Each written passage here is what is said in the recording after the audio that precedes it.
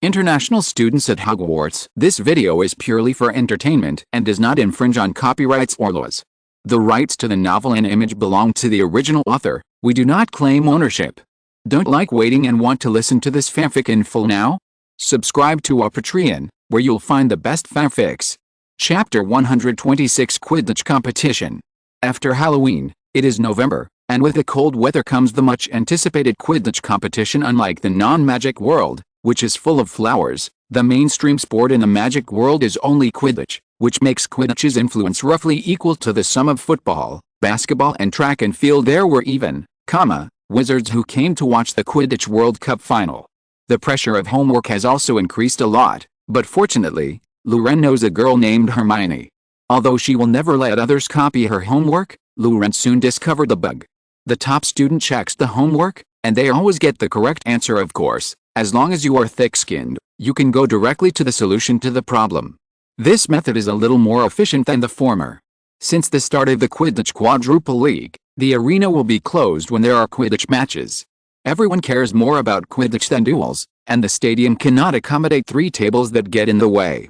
On a Friday night, the Gryffindor lounge was a little busier than usual. Ron and Hermione sat by a window, doing group work together from astronomy class. Of course, the use of this word may not be very accurate. It is copying to be precise. Hermione's parents wrote a letter 2 days ago, and along with the letter came a report written by Hermione's mother's friend, British astrophysicist Sir Jocelyn Bell Bernal. Method. Luren and the others are trying to turn this report into their own project. They weren't the only group to do this, of course, as Hufflepuff's Justin Fickrey took the same route. Ron picked up the report, as if he had found a treasure, and his heart was full of joy. With this report, our project is stable. He stroked the paper gently, as if he was afraid that the words on the paper would be lost. Hermione glared at him. This report is just for reference. We have to learn the methods in it. You just copy it, so what can you learn? Her words were interrupted by Harry, who came back in a hurry, and he told the 3 of them what he had just seen. Snape was looking for Filch to heal a leg injury. This matter is too suspicious. Where did the injury come from? Why not Madame Pomfrey? What can hurt a real professor? Harry began his reasoning. Harry believes that on Halloween, Snape tried to break through Fluffy's defenses and then steal what the dog was guarding, so the troll was also put in by him to try to divert everyone's attention.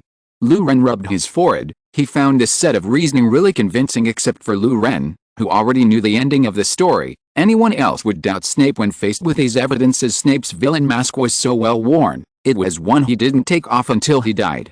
He could only make a few feeble rebuttals with Hermione, but with little effect.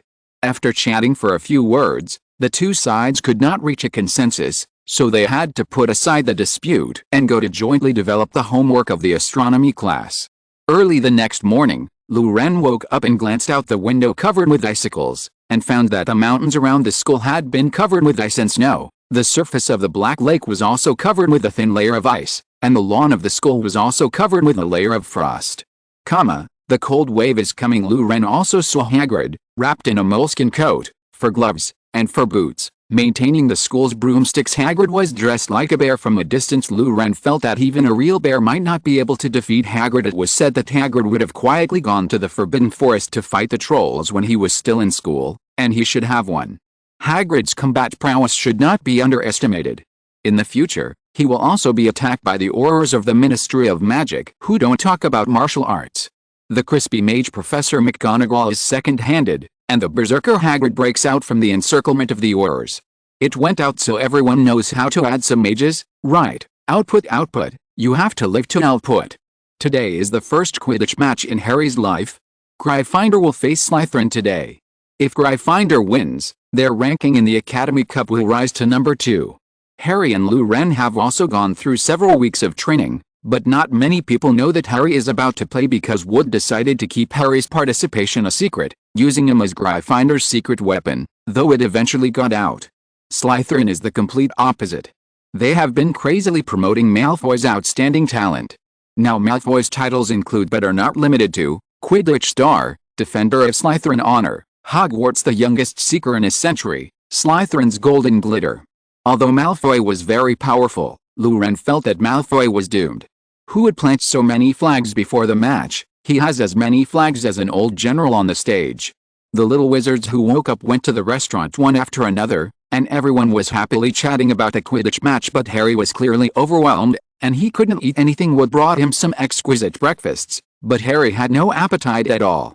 After breakfast, at 11 o'clock in the morning, almost all the teachers and students of the school came to the Quidditch stadium to watch the game. The three of Lou Ren came earlier, occupying the top 3 seats in the auditorium. This is the best seat. Only Simo and Dean came earlier than them. They made a big deal. They begged a piece of cloth from every Gryffindor student and sewed it into a huge banner, with the gold pieces pieced together to form the words "Potter must win." Dean also drew a huge lion on the banner.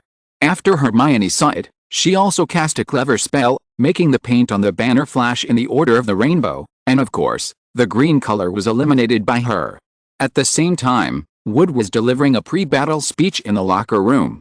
After the speech, Gryffindor's morale was +1, nervousness -1, and Captain's Majesty -1. Then, the two teams walked into the field together.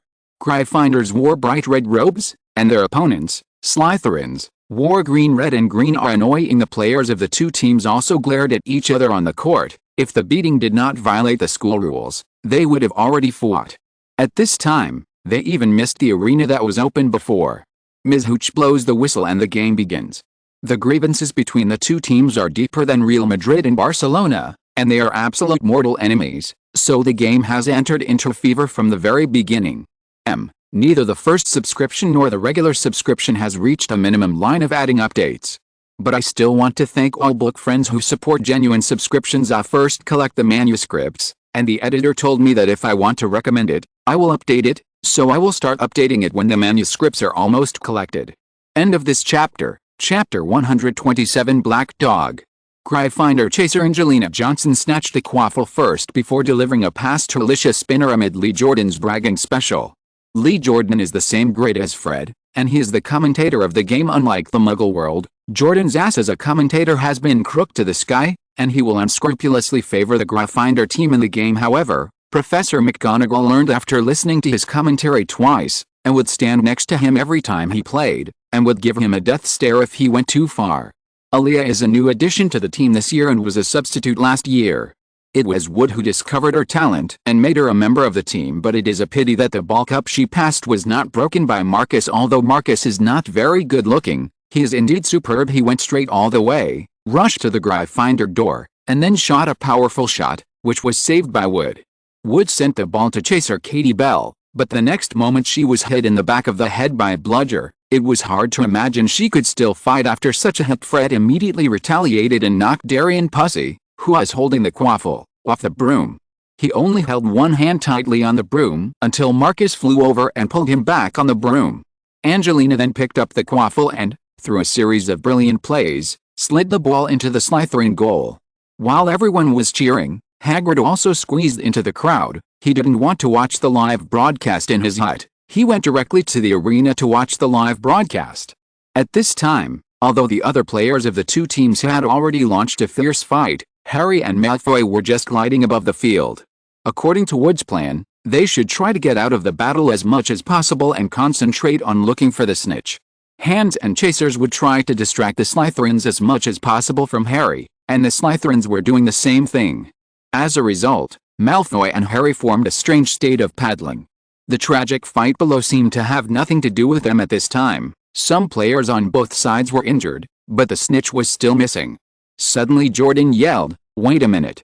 Is that the snitch?" The snitch flew past Darian Pusey's ear. Harry and Malfoy swooped down at the same time. Harry had to be a little faster. He could already see the little round ball with flapping wings clearly. Bang! Marcus flew over suddenly and collided with Harry, deflecting Harry's broom. FXXK. Holy shit. WTF.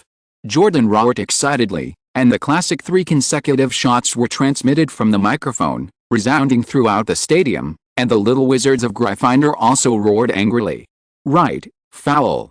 Ms. Hooch gave Gryffindor a free kick in front of the goal. It's a pity that Quidditch doesn't have red cards and yellow cards. If there were, Marcus's action just now got a yellow card. Jordan was still babbling, dirty, shameless, vile. Obvious and vile cheater. Professor McGonagall couldn't bear it anymore, and growled at Jordan. Jordan shivered and restrained himself a little. The game continues.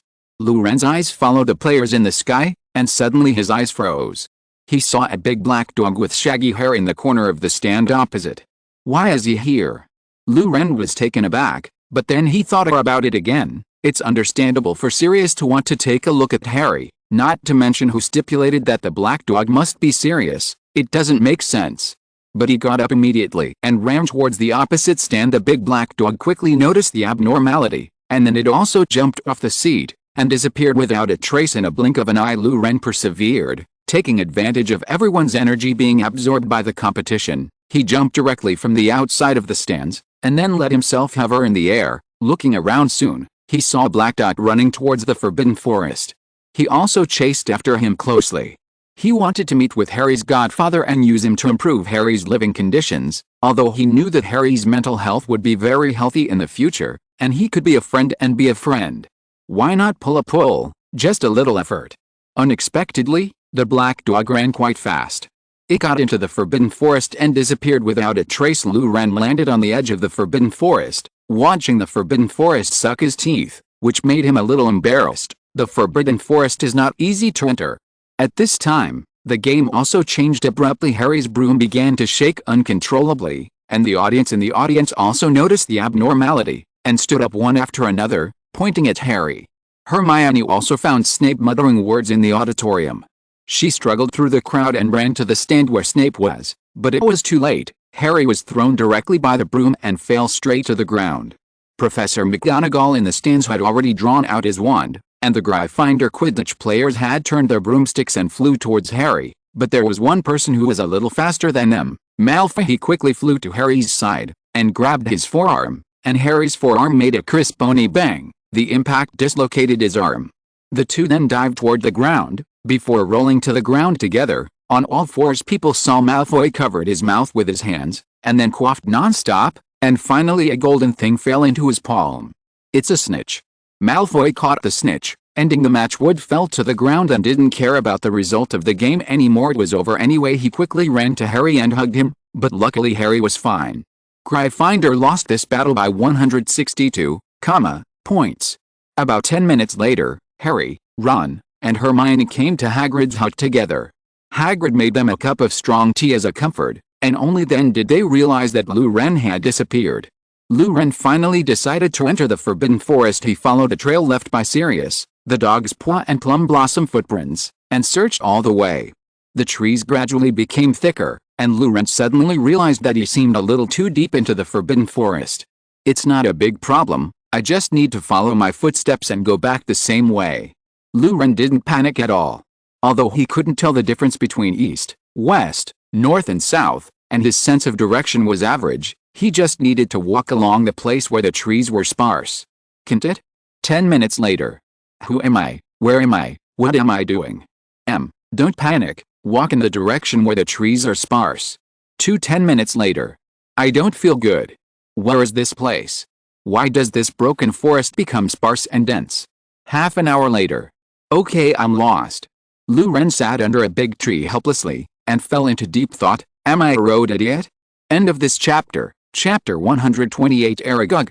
Getting lost in a dense forest is a very normal thing. Lu Ren recalled that Hagrid once warned him not to deviate from the forest path in the Forbidden Forest. That is to say, as long as he didn't deviate from the path, there would generally be no major problems. But any road, if you walk along it, you will always find its starting point or end point, and there is no harm in walking along it. Moreover, there are quite a few forces in the Forbidden Forest who are friendly with the wizards, such as the centaur, the unicorn herd, etc. If you meet anyone, you can take him out of the Forbidden Forest with this in mind. Lu Ren walked along the path in front of him for another quarter of an hour, but the path in front of him gradually became strange.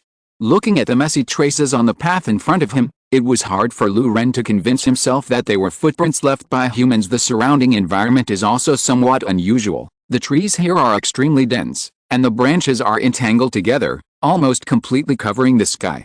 Although the trees are dense, this place is much quieter than other places. At the end of the path was a small opening, from which there was faint light. Lu Ren walked forward dozens of steps, and the scenery suddenly opened up.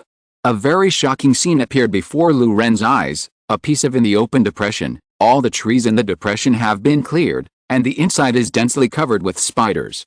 There is no warning sign in such a dangerous place. The first thing Lu Ren thought of was this. He thought that after leaving, he must set up a sign indicating that there are spiders 500 meters ahead. The spiders in the depressions are completely different from the spiders that you can see in daily life. Ordinary spiders are only as big as a palm, but the spiders in the depressions are as big as a horse pulling a cart, and the small ones are about the size of a goat. Octopus, native to the dense jungle of Kalimantan, it is cruel by nature, likes to eat human flesh, and is extremely dangerous.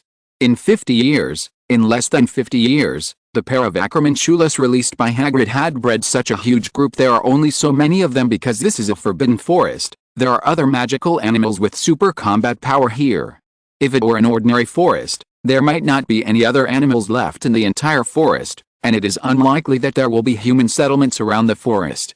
If these guys really become popular, I'm afraid the wizarding world really can't handle it, and the Muggles will need to dispatch enough troops to wipe them out. However, these spiders do not constitute species invasion. Compared with apple snails, Brazilian tortoises, and scavenger hunts, acromantulas are just as fun. It's really urgent. The white phosphorus bombs and napalm bombs will come first, and the spiders present may all see Merlin. Merlin, don't come here. Although it is easy for Muggles to destroy this group, Lu Ren felt that it would be better not to disturb them when he was alone. He wanted to turn around, but he heard a loud clicking sound behind him, and several huge eight-eyed giants. The spider descended from the sky and blocked his way of retreat. Lu Ren looked around and saw that the path when he came was covered with spiders. There was a spider very close to him, less than 2 meters away. Lu Ren could clearly see its 8 strangely long legs covered with black bristles, and a pair of shiny black claws on the front of its head. But these spiders are not so disgusting when they grow so big, but they look a bit like giant breadcrumbs. Once this setting is accepted, the sight in front of him is not so suffocating. Lu Ren usually suffers cardiopulmonary arrest when he sees cockroaches. If these spiders are ordinary little spiders, he may have died of a heart attack by now, but these terrifying animals look like crabs when they are magnified a few billion times. The spiders became excited when they saw a living person intruding in. They moved the claws on their heads one after another, making clicking sounds. Soon, only this sound was left in the entire depression. Lu Ren saw only one emotion in their small eyes, longing. They looked at Lu Ren as if they were looking at some luxury food. A disturbing and multiplied atmosphere gradually filled the entire depression, and the only factor that kept them restrained was the huge monster entrenched in the center of the hollow spider web. Aragog! Aragog! Yelled a buggy-sized spider. It was difficult to understand what it was saying, because the spider had to shake its claws every time it said a word. Obviously, as a community of giant arachnids with extremely strict hierarchy, even if they eat, they must get permission from the ancestors of the family. In other words, the ancestors must be the first to eat. Whether the ancestors eat or not is one thing, but whether the descendants report it is another. Although Aragog is old and dying, he still has basic control over the family. Soon, there was a painful roar from the misty hemispherical spider web, and a spider the size of an Asian elephant slowly got out of the spider web. Its body and legs were black and gray, and it was so old that it was blind, a white cloud over each eye over its head. "What's the matter?" it asked the gigantic spider, moving its pincers swiftly. Truth be told, Aragog's accent is much lighter than that of its descendants. "Men." A spider beside it rushed to say, and this word made the spiders in the hollow even more excited. "Is that Hagrid?" said Aragog, and it crawled out a little more, its 8 milky eyes staring blankly. "I didn't feel his scent or vibration. It's a stranger." "Then kill him." Aragog became irritable. "I need to rest." "Wait a minute, I'm Hagrid's friend." Lu Ren took out his wand. Aragog hesitated for a moment. "Hagrid never sends anyone over," it said slowly. "Lu Ren, Hagrid went to watch the Quidditch match today, so I came here instead of him." Lu Ren knew that at this time, he had to confirm his identity as Hagrid's emissary, otherwise it would not be enough to be Hagrid's friend. "Let them send him away." Harry and Ron, who almost fed spiders in the original book, our lesson from the past. Moreover, Lu Ren had an intuition that Aragog's restraint on his descendants was already very weak. Even if Aragog agreed to Lu Ren's departure, Lu Ren had to be prepared. The possibility of the spider's obedience to others was not ruled out. This situation may have been completely impossible 10 years ago, but at present Aragog's fire of life is less than 5 years left, and it is very normal for a dying leader's control to decline. You must know that according to the custom of the giant 8-eyed spider, the dead leader will also be reduced to food. End of this chapter. If you're listening to this novel on a channel other than Fanfic World, it means they downloaded and uploaded it without effort. We cordially invite you to visit our channel, Mundo Fanfic Novelis. There you'll find the original version of this story, and you can explore many other novels of various genres. We're waiting for you to immerse yourself in a world of incredible novels. Chapter 129 Zhu Rong, subscribed for the third watch. Oh? Is that so? Aragog waved a big claw slowly, and suddenly, a thin spider thread sprayed onto Lu Ren's face. Hagrid sent you? It asked again. Yes, I will. Lies. Aragog was furious, its big claws opened and closed rapidly, and its 8 eyes were also trembling rapidly. Stranger, this is the smell of lying. This is the rhythm of lying. How dare you, how dare you? Aragog slowly backed away from the spider web. Out of respect for Hagrid, I won't hurt anyone. However, I can't stop my sons and daughters from enjoying it, let alone you despicably deceived me. Eat him. Sent. The buggy-sized spider from before made a little clucking sound, and it seemed to be having a good time. A few steps away from Lu Ren, the spiders formed a solid, towering wall of iron and steel. Countless pincers clicked together, and many eyes were shining. In their eyes, this will be a feast. And Lu Ren also gave up his fantasy and prepared to fight. The status of hunter and prey is interchangeable in the eyes of the Acromantula. Lu Ren was a delicacy no less than bluefin tuna, but in the eyes of Lu Ren, the Acromantula was simply a moving gringotts. The venom of the Acromantia is so precious that a pint can even be sold for 100 galleons. A pint is about 568 milliliters. A bottle of Nongfu Springs venom is more than Professor McGonagall's salary for a month. Confringo. Boom. The exploding spell blew up a spider that ran in front of Lu Ren into pieces. Stinking green blood splashed everywhere, and its big claw that had lost its body was still biting the air in vain, but the spiders didn't have the slightest fear. Instead, they were stimulated, and a group of spiders swarmed up like waves. Lu Ren instantly understood the reason why the venom of the Acromantula was so expensive. Although the physical resistance and magic resistance of this kind of monster are not very high, looking at the spider swarm like the ocean, Lu Ren understood that few wizards in the magic world can escape from this encircling net alive. The spells that wizards are good at are mostly single target damage. For example, none of the 3 unforgivable curses is a group AoE. In this case, your Avada Kedavra is useless even if it is as strong as Voldemort.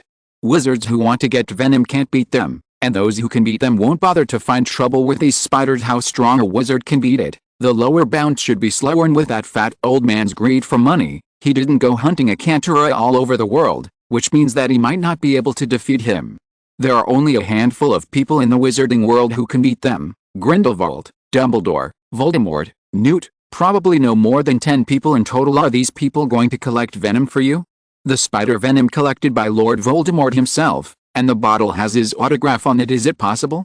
Lu Ren fired a series of spells, forcing the spiders back, and then he flew into the air. If he can attack with a condescending angle, he might be able to kill a bloody path. But the spiders also had a wealth of experience in air combat. Hundreds of spider threads wrapped around Lu Ren's leg and dragged him back to the ground. Lu Ren almost fell down, but luckily he stabilized his body in time, and then drew a ring-shaped explosion spell, sending a dozen spiders flying. But the number of spiders does not seem to have changed. The spider named Mengpei had been pushed to a safe position and directed its clansmen to die. The dead spiders will not be wasted. They will become the rations for the group to survive the winter. As the number of the group expands, the food in the Forbidden Forest will become less and less enough to eat, and the powerful group represented by the Centaur tribe has also discovered the threat of the giant spider, and their space for movement is also restricted. Therefore, in the eyes of Mengpei, the death of dozens of spiders is not a big problem. Anyway, hundreds of thousands of small spiders are born in one winter pretty fast compared with the lives of the tribesmen. It wants to taste the taste of human flesh in the legend. Father is still too stubborn. Mengpei glanced at where Aragog was, and shook his head secretly. After my father dies, I must let the clansmen eat human flesh every day. It made up its mind. Attack. Confringo.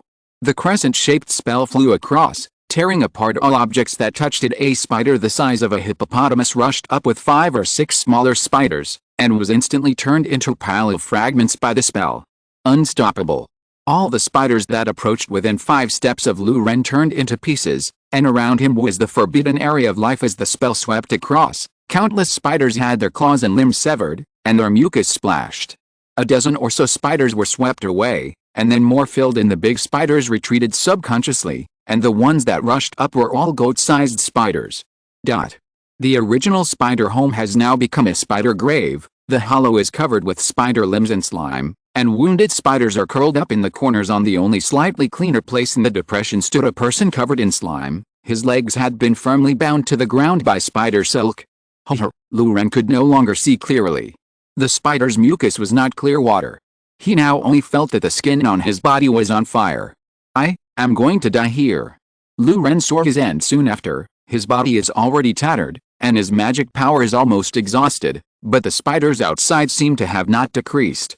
As everyone knows, the guts of Mengpei, the outermost layer, are all green. Although all the input was cannon fodder before, the loss was unacceptably large. 1/10 of the ethnic group disappeared like this, and more people were injured. This winter, even if you don't go hunting, there is plenty of food. These casualties have shaken their status. Is it the end of the crossbow? Mengpei looked at the standing figure. Farewell, wizard. Drown him. He gave the final command to charge. Lu-Ren barely straightened up and looked at the rushing spider sea. He knew that his fate would be to be soaked into a puddle of water by the venom. He decided to use the last trick Grindelwald gave him, the rune ear. Even Grindelwald has never used this rune, because its price is vitality, which is a rune that needs to consume life force to use, and the magic text that needs to pay such a huge price is also extremely powerful. Mengpei saw a smile on the human cub. Ear, Os, Sen. Lu-Ren used 3 runes in a row. The meaning of ear in the runes is grave. Os is the name of a god. Lu-Ren doesn't know what his name is, but let's call him Zurong today, and the last word Sen means torch. The sky suddenly darkened, and Dumbledore in the principal's office dropped the chocolate in his hand, stared seriously in the direction of the Forbidden Forest, then he hugged Fawkes and disappeared on the spot. Many young wizards also noticed the abnormality. They saw a miserable green lightning that pierced the sky above the Forbidden Forest for no reason. Lightning descended from the sky, connected with the tip of Lu-Ren's wand, and then disappeared without a trace. Flames emerged from the tip of Lu-Ren's stick and quickly engulfed his arm. Under the reflection of the flames, Lu-Ren's hair turned white rapidly, and wrinkles appeared on his smooth face. Then Lu-Ren straightened his back. His face was as pale as a corpse, but his eyes were full of flames, and his white hair rose up without wind. His wand was held aloft like a torch, and flames sprang from the tip like huge whips, and then joined together in a sea of flames. The sea of fire was brandished by Lu-Ren, enveloping the sky and the earth. Run! Mengpei screamed heart-piercingly, and then endless flames engulfed it. Partis temporis, sparks, start a prairie fire. As the saying goes, Fangbo drove to clear Suwu, and wished Rongxi to ride through the autumn cold. Ask for a recommendation ticket. End of this chapter. Chapter 130. Tears of the Phoenix, forced to sacrifice. Cold bitter chill. Although he had just stepped out of the sea of flames, Lu-Ren still felt a chill from his bone marrow. He smelled death. It was the first time he had experienced the feeling of death in 2 lifetimes. Lu-Ren's vision gradually blurred, and suddenly, he saw a big black dog. The black dog suddenly turned into a wizard. He picked up Lu-Ren and ran outside the Forbidden Forest. Lu-Ren, who was held in his arms, could only feel the bumps, and his eyes gradually fell into darkness. He was falling gradually in the darkness, as if he was about to fall into the abyss. Suddenly, a phoenix sound rang in his ears. Afterwards, his already cold body felt a little warmer, and Lu-Ren felt that he was starting to escape from the abyss again. Phoenix carried it. Then he fell asleep. When he woke up, he felt so weak that he didn't even want to move his little finger. The first thing that caught his eyes was Dumbledore's pair of crescent glasses. "Good afternoon, Lu-Ren," said Dumbledore. "A few minutes ago, Poppy said that you were going to wake up soon. Sure enough, you woke up not long after." Lu-Ren stared blankly at Dumbledore. He didn't expect that he was still alive. He glanced at his palm, which was still the ruddy palm of a young man. He realized that he was in the school hospital. He was lying on a hospital bed covered with clean white sheets, and the condolences on the table next to him were piled up like hills. At this moment, he suddenly felt a sharp pain in his arm. He turned his head to look and found a big red bird staring at him viciously. It was Fawkes. "But why are the bird's eyes so swollen?" "Ahem, in order to rescue you back, Fawkes contributed a lot of tears," Dumbledore explained, and he kicked a trash can full of onions under another hospital bed. Then he took out a box of chocolate frogs from the gifts, opened it and handed one to Lu-Ren. Of course, He also naturally chose one that was pleasing to the eye. It's all gifts from Miss Granger, Miss Brown, and others, of course, Mr. Malfoy and Mr. Potter. Dumbledore said with a smile, but they don't know about the things in the Forbidden Forest for the time being. I took the initiative to hide this matter for you. Thank you, Professor. It was a great help. That big spider, Aragog, how is it? Lou Ren was a little worried about Aragog's condition. It doesn't matter whether its descendants die or not. Otherwise Hagrid would probably be very sad. And this old spider has indeed fulfilled its promise of never harming humans in its life, although it has played tricks, but there is no way, it is too old. But if this guy really had bad luck and died in the Sea of Fire, that's fine. After all, Lou Ren was already fighting for his life at that time, and he had no time to spare him. Aragog survived. He dug himself a deep hole in his lair. But his descendants suffered heavy casualties. Lou Ren breathed a sigh of relief. As long as the old spider is alive. Professor, how long have I been in a coma? He asked a question that he was somewhat concerned about. Dumbledore didn't answer in a hurry. He patiently put the chocolate frog into his mouth, chewed it slowly, and then handed a piece of Woodcraft's Hungus to Lou Ren. I have good news and bad news. Which one do you want to hear first? Lou Ren's face froze. Then let's hear the bad news first. You were in a coma for a month. Lou Ren, Greek letter sigma, degree Cyrillic letter de degree. What about the good news? It's almost Christmas now, and you have plenty of time to make up lessons. Harry, Mr. Weasley, and Miss Granger will be relieved to know that you've woken up. They've been very worried. Lou Ren. He couldn't imagine how much homework he owed now. This Christmas will be as fulfilling as the winter vacation of senior high school students. Lou Ren took a few deep breaths, calmed down, and asked the last question. Professor, I'm still very surprised. How did I survive? And I didn't feel any after effects. To be honest, my trick the cost is basically equivalent to my own life, and the current state makes me a little confused. There was an imperceptible sadness in Dumbledore's eyes. I used Fox's tears to hang you at first, but it could only keep your injury from getting worse. Fox let out an angry cry, pecked at Dumbledore and Lou Ren fiercely respectively, and then disappeared with swollen eyes. Then I wanted to contact Nico, but Gettler wrote me a letter because he couldn't contact you. Dumbledore rubbed his hands, then he knew everything, and sent me a howling letter. My German vocabulary has improved a lot because of this, and I learned a few novel expressions. Of course, this is not the important point. Gettler actually has a small vault that I don't even know about, and there are several treasures hidden in it, including a small piece of the Sorcerer's Stone, which he gave to you. So the Philosopher's Stone saved me. Dumbledore spread his hands. Yes, that's it. But don't be careless just because the current state is intact. Many costs will not be revealed for a while. His expression became very serious. The two were silent for a while at this moment. Madame Pomfrey, who was full of anger, interrupted their silence. How long are you going to stay? He needs to rest.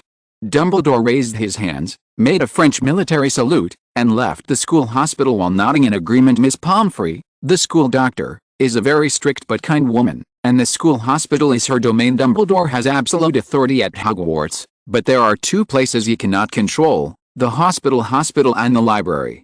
At this time, Ms. Pomfrey made a field expansion, and Dumbledore voted directly, and quickly evacuated from the school hospital. Lou Ren looked at Madame Pomfrey. Just let them watch for 5 minutes, just 5 minutes. He begged, knowing that Harry and the others must be outside the door. No, absolutely not. Professor Dumbledore can come in. He is the principal. You have to give him face. You need to rest. I'm resting, you see. I'm just lying on the bed, doing nothing, and I don't see them. I feel restless, and I can't rest well. Madame Pomfrey considered for a while. Okay, but it's only 5 minutes. She opened the door of the realm and let the three of them in. Lou Ren. Hermione pushed the other two away and rushed to the hospital bed first. It seemed that she wanted to stretch out her arms to hug Lou Ren, but she restrained herself in time, which disappointed Lou Ren. Oh, Lou Ren, we all thought you were going to. You have been unconscious, and Professor Dumbledore was very worried. The rumors outside are crazy, and there are all kinds of theories. Ron interjected. What happened in the Forbidden Forest? Lou Ren pondered for a while, but chose to keep it a secret. If he told Ron what happened in the Forbidden Forest, the whole school might know about it the next day, which would be bad for his relationship with Hagrid, so he casually made up a few reasons to fool the past. Ask for anything. End of this chapter. Chapter 131. If you don't die for a day, you will feel uncomfortable. Please subscribe at the fifth watch. Lou Ren's reasoning was lame and inconsistent, and it was difficult to satisfy Ron's curiosity, but fortunately, Ms. Pomfrey barged in. 15 minutes. You've already exceeded the time limit by nearly 10 minutes, get out of here, she said firmly. Lou Ren was able to rest in peace. Although Hermione promised to give him extra lessons before leaving, he was a little bit uneasy, but he still slept soundly until dawn the next day. The next day 2 more guests came to visit Lou Ren. One was Malfoy, who left an exquisite present and left, very aristocratic. The other was Hagrid. Lou Ren couldn't even imagine how he squeezed into the door. He glanced at Lou Ren, and the tears in his eyes couldn't stop streaming down. He covered his face and cried, "It's all my fault. I didn't educate Aragog's children well. I didn't expect them to be so rebellious. They tried to eat me when I went to see them. It was Aragog's order that kept them restrained." Hagrid sobbed and said, I'm sorry. It took Lou Ren a lot of effort to calm him down. Before he left, Hagrid patted Lou Ren on the shoulder, and then almost patted him in the emergency room. After that, although Lou Ren was fine, Ms. Pomfrey insisted that Lou Ren stay in the school hospital on weekends and observe for a while. He didn't argue or complain, because there was no need to go against the doctor's decision. In the next few days, there was an endless stream of people who came to see him, and everyone always came with something. Hagrid brought a bunch of centipede-like flowers, which looked like yellow cabbages from a distance. Hermione brought a homemade wishing recovery card, as well as homework left by teachers in various subjects and her own notes. Harry and Ron brought a set of wizard chess that Hermione had improved by hand. Hermione had learned from Professor McGonagall for a long time for this purpose. This set of chess pieces was no longer very chess-like, but actually more Muggle-like. Our Warhammer 40, these magical little Muggle toys made Ron play so fascinated that he often didn't leave Lou Ren's bedside until before curfew, and only with his chess piece, Lou Ren can draw with Ron. On Monday, Lou Ren returned to school. His limelight is stronger than ever. Although Marcus was defeated before, it may also be Marcus TK, and the troll incident was the fatal blow of Professor Snape, but this time is different. The Forbidden Forest has undergone drastic changes, and then Lou Ren is in the school hospital for more than a month, and the little wizards would not believe it if they said that the two had nothing to do with each other. But it's a pity that Lou Ren's tone is very tight. He doesn't admit that he has been to the Forbidden Forest at all. Nonsense. Whenever others ask him, he feels that Professor McGonagall or Filch are staring at him. If he admits that he has been to the Forbidden Forest, and that confinement punishment cannot be avoided. Lou Ren still wanted to make up for his lessons, so how could he have time to go to confinement? Whenever he was annoyed by questions, Lou Ren would make up a few random stories to perfuse them. In the end, as time passed, the little wizards finally lost interest in Lou Ren's experience. Of course, the arrival of Christmas played a very important factor.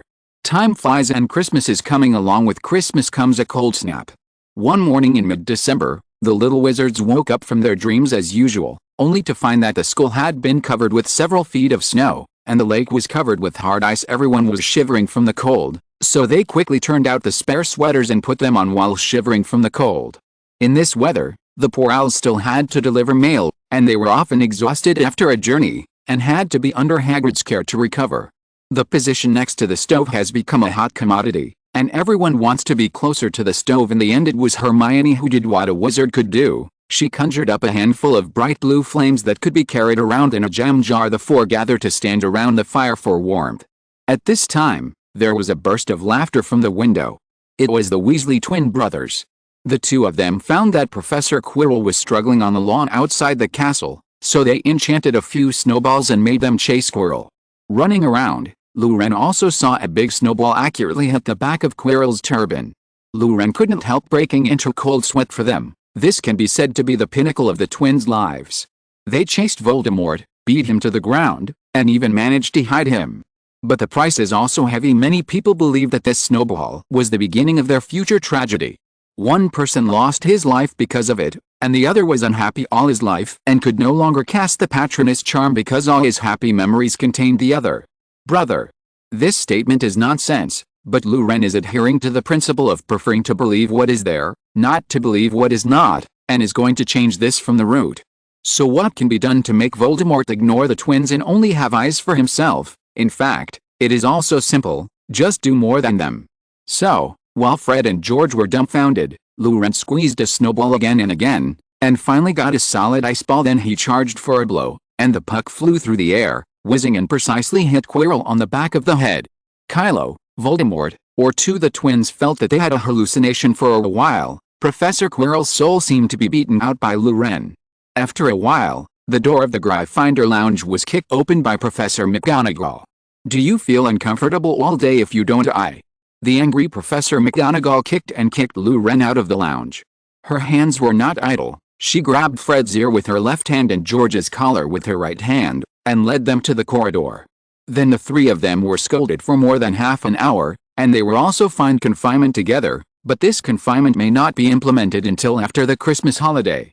But this was just an innocuous episode. Professor Quirrell was not hospitalized, and the days passed like this.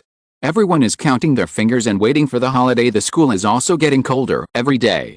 There are raging fires in the classrooms, corridors and auditorium, but the draft inside the castle still makes everyone who walks in the corridors feel chilly, and the windows of the classrooms are also shattered. The cold wind rattled, and once in a charms class, the glass windows in the classroom were blown away, but that wasn't the worst. The worst was Professor Snape's class. Potions classes were all held in the underground classroom, and there was always a thick layer of white mist floating on a hot cauldron. Whenever the little wizard wanted to get closer to observe, he would be slapped by Professor Snape without hesitation. But in the end, Christmas came as expected. End of this chapter. Chapter 132. Luren's Christmas Gift. There is one thing that has been bothering Luren. Christmas is approaching, and according to traditional customs, he needs to prepare a Christmas gift for each of his friends. This was actually quite troublesome. After all, it was the first time Luren bothered to prepare these things as a human being in 2 lifetimes. Giving gifts is very particular. Luren pondered for a long time, and finally he made up his mind. Sent a few owls in one night. Quite a bit of work for the communal owls in the Hogwarts owl coop. Seeing them staggeringly disappear into the wind and snow, Luren suddenly couldn't bear it. But after thinking about it, I can be considered kind. In other world lines, the fate of these owls may be much worse than now. After all, some bear children will eat Hogwarts owls. Thinking of this, Luren felt a lot better. Luren and brother Fred sold rice wine together, but they saved some money, and they could always afford some gifts. First of all, Hermione. Luren personally wrote a report on how to use the explosive curse. I hope she likes it, but just giving this is not enough. He thought about it, and finally decided to give her another gift, Gilderoy Lockhart's novel, Traveling with a Vampire. Although Lockhart is a big liar, the experiences in his book are genuine. These are real wizarding experiences, but they were stolen by Lockhart, and Lockhart himself is a liar, but that doesn't prevent him from having a lot of dry stuff in his book. It is precisely because of the wonderful content in his book that many wizards are extremely sought after by him. There is one thing to say, his book is very readable, and it can definitely be regarded as a book that is beneficial to read. The only problem is that it's extremely expensive. Luren's face turned green when he saw the price. But a Christmas gift for a girl is supposed to be bloody. Luren wrote an extremely nasty letter to Lockhart, in which he inadvertently revealed his friendship with Harry, as well as his admiration for Lockhart's experience. Small request, he wanted Lockhart's autograph, on a separate parchment, of course, and as an avid Lockhart fan, he couldn't bear to have his handwriting on a brand new book. Lockhart replied very quickly, and to Luren's delight, Lockhart gave him a copy of Traveling with Vampires for free, and there is a piece of parchment with his signature in the book. For a moment, Luren even had a slight liking for Lockhart. Such an easy-to-handle person is rare. Not to mention a free Christmas gift, he also got the chance to borrow books from the restricted section. Of course he had to wait until the 2nd grade with Lockhart. The restricted section of Hogwarts opened up to him. After Hermione was Malfoy. For Malfoy, who comes from a magical family, it is better to give him some special gifts. So he visited Dumbledore several times, and then offered to clean his office, as well as Fox's birdhouse. After several days of shoveling and grooming Fox, he finally picked up a fox feather. Then he made a quill from the feather of the phoenix. As for Harry, it was a bit difficult. He didn't remember any particular hobbies Harry had, but he came up with a rather ingenious idea. He bought a Russian Easter egg. This egg looks like an egg, but when you open the shell, you can see 4 little people sitting together and reading a book with a smile. This egg is an imitation of the royal secret treasure of the Romanov dynasty, the Egg of Memories. It is far from the exquisiteness of the original. Luren can't afford works of the same level as the original, but it is enough. Luren applied another transfiguration, turning the 4 people in the egg into him, Harry, Ron and Hermione and the book in their hands also changed to the magical Quidditch ball. For the Weasley twins, there's a Lubon lock, a puzzle-type gadget that should keep them happy. The gift for Ron was a chess set. For Dumbledore and Grindelwald, he prepared a pair of thick wool socks. For these two, any clever little idea is useless. What have they not seen? The most traditional thing is the most suitable, of course. According to the difference between the two, he also added a little personal stuff. Dumbledore's socks were stuffed with candy, and Grindelwald's socks were stuffed with a memory crystal bottle. Lou Ren pulled out all the memories of various dramas in his mind, hoping that Grindelwald would like it, to give the old man a pastime to pass the time. The Kingdom of Gems, Your Lie in April, Plastic Memory, of course. In order to calm the old man's mind, he also added the 5 parts of JoJo's Bizarre Adventure and Violet Eternal Garden. I hope Mr. Grindelwald had a happy and fulfilling Christmas. At the same time, Lou Ren was also looking forward to what presents he would receive for Christmas. As Christmas approaches, the school has changed. The auditorium is decorated beautifully and spectacularly. The walls are covered with hanging flower ribbons composed of holly and mistletoe. These are the comparisons between McGonagall and Professor Flitwick. Generally speaking, the above decorations are constantly changing. The ribbon is the work of Professor McGonagall, and the one singing Christmas carols is made by Professor Flitwick. There were a dozen tall Christmas trees all around, some with little shiny icicles hanging from them, others with hundreds of flickering candles, all of which Hagrid had brought from the Forbidden Forest. Harry and the others have been in the library recently, not studying of course. They have been looking for Nicole Flamel's name in the books, and Lou Ren didn't want to disturb their interest. He just handed them a chocolate frog from time to time. Let Harry and the others explore this kind of innocuous matter. It would be so boring if I want to spoil this kind of thing. While the three of Harry were flipping through the books, Lou Ren was making up lessons. He had as much homework as a hill to make up. Hermione also cancelled her trip in the end. She originally planned to go home for Christmas, but now she changed her mind. She wanted to stay in school to help Lou Ren with her homework. Coincidentally, Harry didn't want to go back to Privet Drive, and Ron couldn't go home because the Wheel-Eyes were going to visit Charlie in Romania, and all 4 of them stayed in school. Finally, Christmas came on Christmas Eve. Lou Ren and the others ate a delicious free dinner in the auditorium. The great Dumbledore paid for it again and prepared a sumptuous Christmas dinner for the little wizards. One night passed, and on Christmas Day, Lou Ren, who had just woken up, saw a mountain of gift boxes piled up under the Christmas tree in the dormitory. Harry and Ron were already sitting under the tree and unpacking the boxes. Lou Ren rubbed his hands together, full of anticipation, and joined the unpacking team. End of this chapter. Chapter 133, Deathly Hallows. Wow! This is so cool! Ron exclaimed excitedly. Ron just opened a package, which contained the wizard chess that Lou Ren gave him. These chess pieces were transfigured by Lou Ren. The old man was in the image of Dumbledore, and the opposite general was Grindelwald. The pawns became soldiers with MP40 and Lee Enfield rifles, and one side was a German uniform. The other side is the costumes of the British Army in World War II. The horse is naturally replaced by a tank, and the Matilda is against the Panther. The car is the Hood in the Bismarck warship. But there is also a small disadvantage. Lou Ren's chess pieces can't move. It is much easier to deform a set of ordinary chess pieces than wizard chess pieces. Even if the latter is Hermione, she still needs to find Professor McGonagall to make up lessons, not to mention Lou Ren, who is short of transfiguration. Ron just couldn't put it down, and he didn't even bother to study the 50-pence coin that Harry had just given him. Battleships are much more interesting than coins. How did you do it? Ron wanted to open Lou Ren's head and have a look. That's it. Then, whoop crack. Then the chess piece was successfully transformed. Lou Ren couldn't explain it. The transformation technique is so magical. Ron. Forget it. Let me know what the next package is. BB multi-flavored beans from Hermione.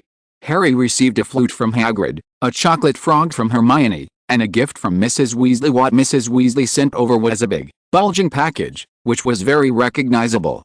Harry opened the paper bag and took out a thick bright green hand-knitted sweater and a large box of homemade fudge. At the same time, Lou Ren also opened the gift Mrs. Weasley gave him. It was a red sweater with a golden letter L on it, and 5 stars were actually embroidered on the chest of the sweater. I have to say that Mrs. Weasley has a heart. Otherwise, how many people in the wizarding world would know the style of the national flag of the Central Plains? In addition to the sweaters, there is a huge box of beef sandwiches. Lou Ren couldn't help drooling just seeing these sandwiches. She knits sweaters for us every year. Mine, it turns out to be dark purple. Ron opened his package and took out a sweater of the same style. Next, Harry's gift was an egg from Lou Ren.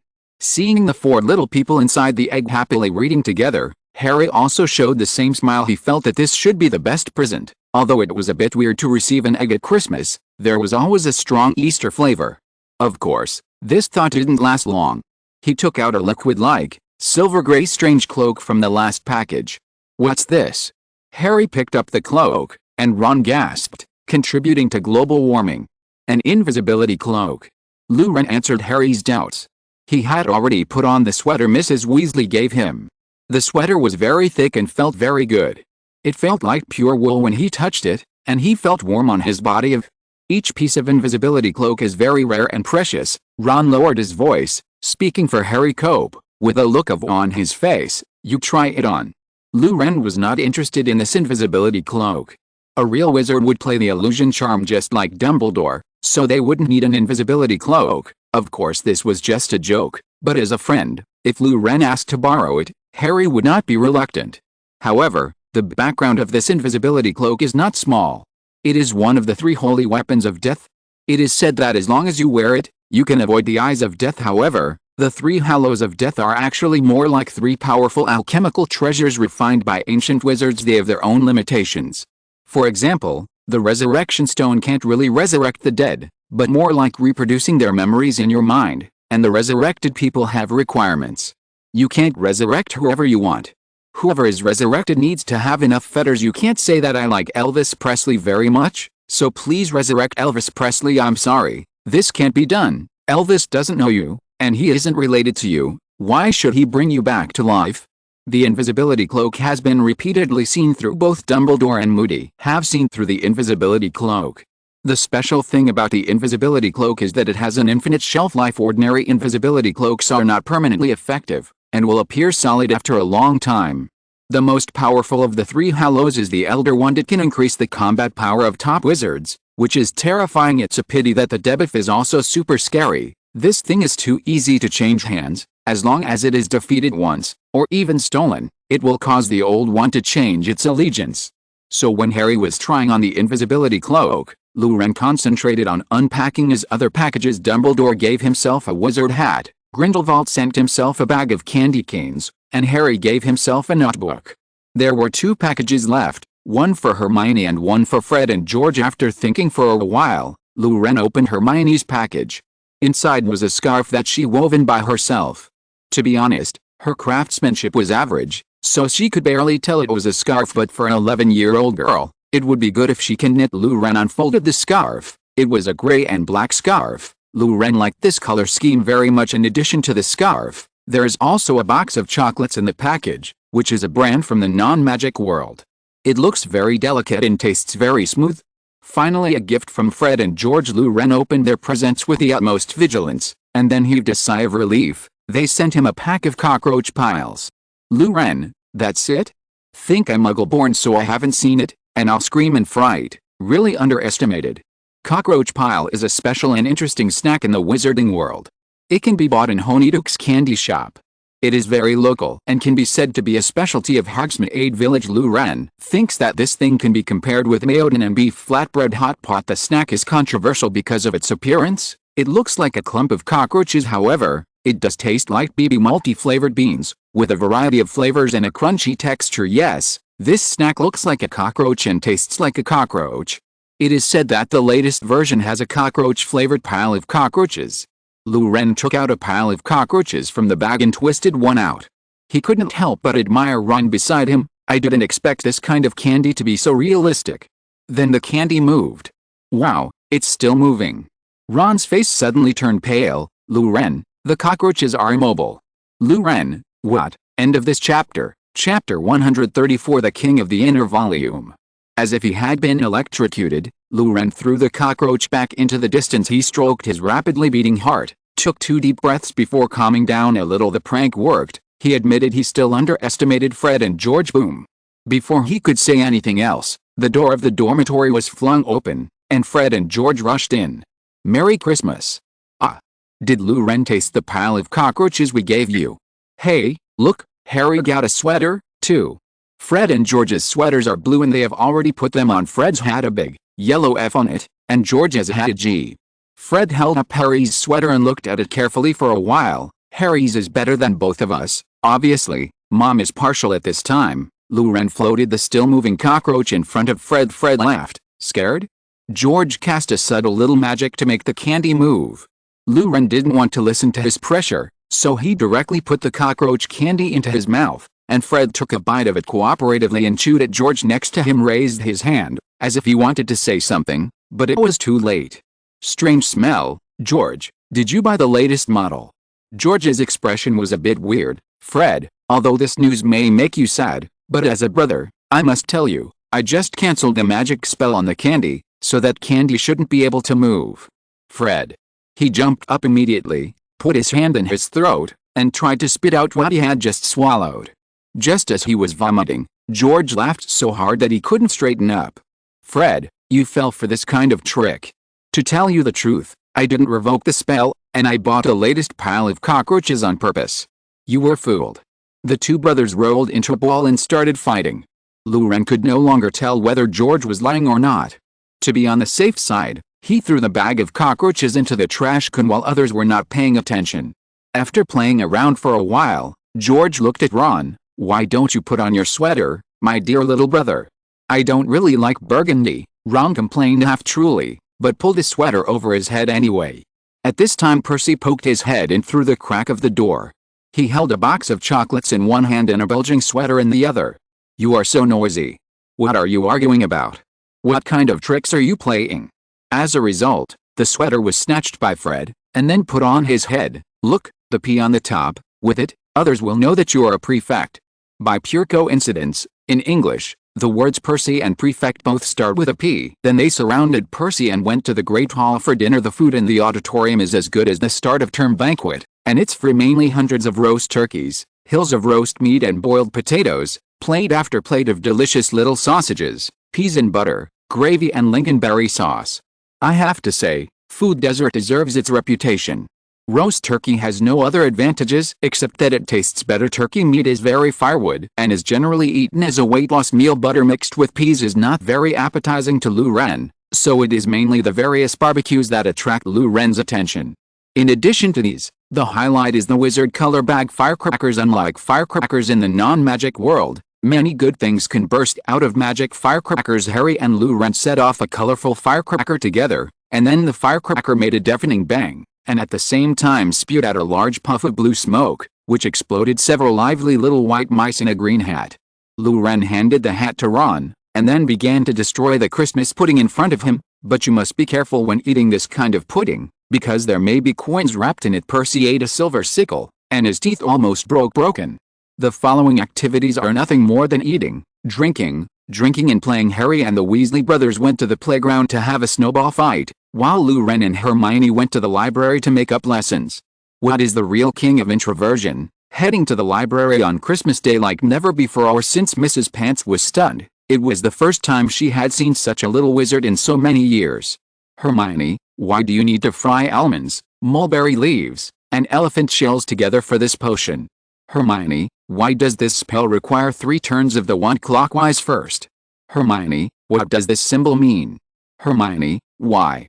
Luren quickly got into the mood, and began to ask Hermione questions one by one on the parts he didn't understand in the notes, and if Hermione didn't understand the questions, the two would discuss them together. With the help of Hermione, a top student, Luren's study efficiency has been greatly improved, and they started to do their homework after reading the notes. Before they knew it, it was already closing time for the library. They went straight back to the lounge and continued to study. By the time the study was over, it was already close to midnight. When Luren returned to the dormitory, he fell asleep before his head touched the pillow. The following days were no different from Christmas Day. The library, lounge, and dormitory were on the same line. Even Luren rejected Harry's late-night roaming invitation. At the price of this, the result is that Luren's progress in making up lessons is surprisingly fast, and the debts of various subjects are also being cleared at a rapid speed. It has to be said that Luren has shown his real skills. Finally, the Christmas holiday is over. The new semester has begun. Harry and the others' plan to find Nicholas has not made much progress, even though Luren has sent out 3 boxes of chocolate frogs. There's much less free time on weekdays. Because Quidditch training has begun, they are next up against Hufflepuff, their only hope, and they must win Hufflepuff in order to play Slytherin in the House Cup. For this reason, Wood has increased the amount of training, and his requirements for the players are stricter than ever. Even in the continuous rainy days after the heavy snow, the team members have to participate in training, and the training volume will not be reduced. After a training session in a snowstorm, Wood handed Harry a piece of chocolate frog. Eat it, warm your body, and restore some strength. The next game will be judged by Snape. We must work hard. Harry was stunned. He hadn't expected Snape to be the referee. Harry walked back to the common room in a daze and told Ron the news. He casually threw the chocolate frog card on the table, and the card slid onto Hermione's book. Hermione absently removed the card from the book, and just when she was about to throw it away, her eyes froze. It was a card from Dumbledore. She found Nicholas May. End of this chapter. Chapter 135. Do I think it's inappropriate to let me go to the Forbidden Forest? Hermione jumped to her feet and sprinted upstairs to the ladies' dormitories. Harry and Ron? But the confusion between the two of them didn't last long, and Hermione rushed back with a huge old book in her arms. She put the book on the table, and started quantum reading. She flipped the pages of the book quickly, and finally her eyes settled on the middle page. She turned the book upside down and pushed it in front of Harry and Ron. After watching them finish reading, she asked excitedly, "Do you understand? That three-headed dog is guarding the Philosopher's Stone. I guess Flamel asked Dumbledore helped keep it for him." Lou Ren listened patiently as a bystander. Hermione's thinking was generally correct, but Lou Ren disagreed with her reasoning. It was definitely not Flamel who asked Dumbledore for help, but Dumbledore who asked his old friend for help. Take a bait. As a big boss who can refine the Philosopher's Stone, Nicole May must have a strong ability to survive, otherwise he would have been arrested and refined the Philosopher's Stone in batches, and he can even refine the Philosopher's Stone, so his alchemy must be superb. Coupled with the knowledge reserve brought by his long life, his combat effectiveness is undoubtedly at the top of the magic world. Nicole May once extinguished Grindelwald's magic flame enough to destroy Paris, which is a proof of his strength. A stone that can turn stones into gold. Ron exclaimed, "I want to play with it." And we looked in the wrong direction at the beginning. We have been looking for him in the famous wizards of modern times, but it is over 600 years old, so it cannot be regarded as a modern wizard. The three of Harry discussed excitedly for a while, and then the topic gradually turned to Snape again. They talked about this topic until the next day. But soon they verified what it means to be unfounded, both because Dumbledore came to the Quidditch pitch, and because Harry ended the game in less than 5 minutes while the Gryffindor students were celebrating wildly. Lou Ren personally verified a sentence: "Some people are happy, while others are sad." And Al brought 3 identical notes. "Your confinement begins tonight at 11 o'clock. Look for Mr. Filch in the foyer. He'll take you to Hagrid." Minerva McGonagall. The recipients are Lou Ren, Fred and George. Obviously, even if the Weasley brothers won the game, they couldn't get away with it. When Lou Ren saw this note, he couldn't help exclaiming, "Why is it Hagrid again? And why is it the Forbidden Forest again? I did such a big thing in the Forbidden Forest before, but I was still allowed to go to the Forbidden Forest to be punished for confinement. Is this inappropriate?" But after thinking about it, he thought it was probably Dumbledore's credit.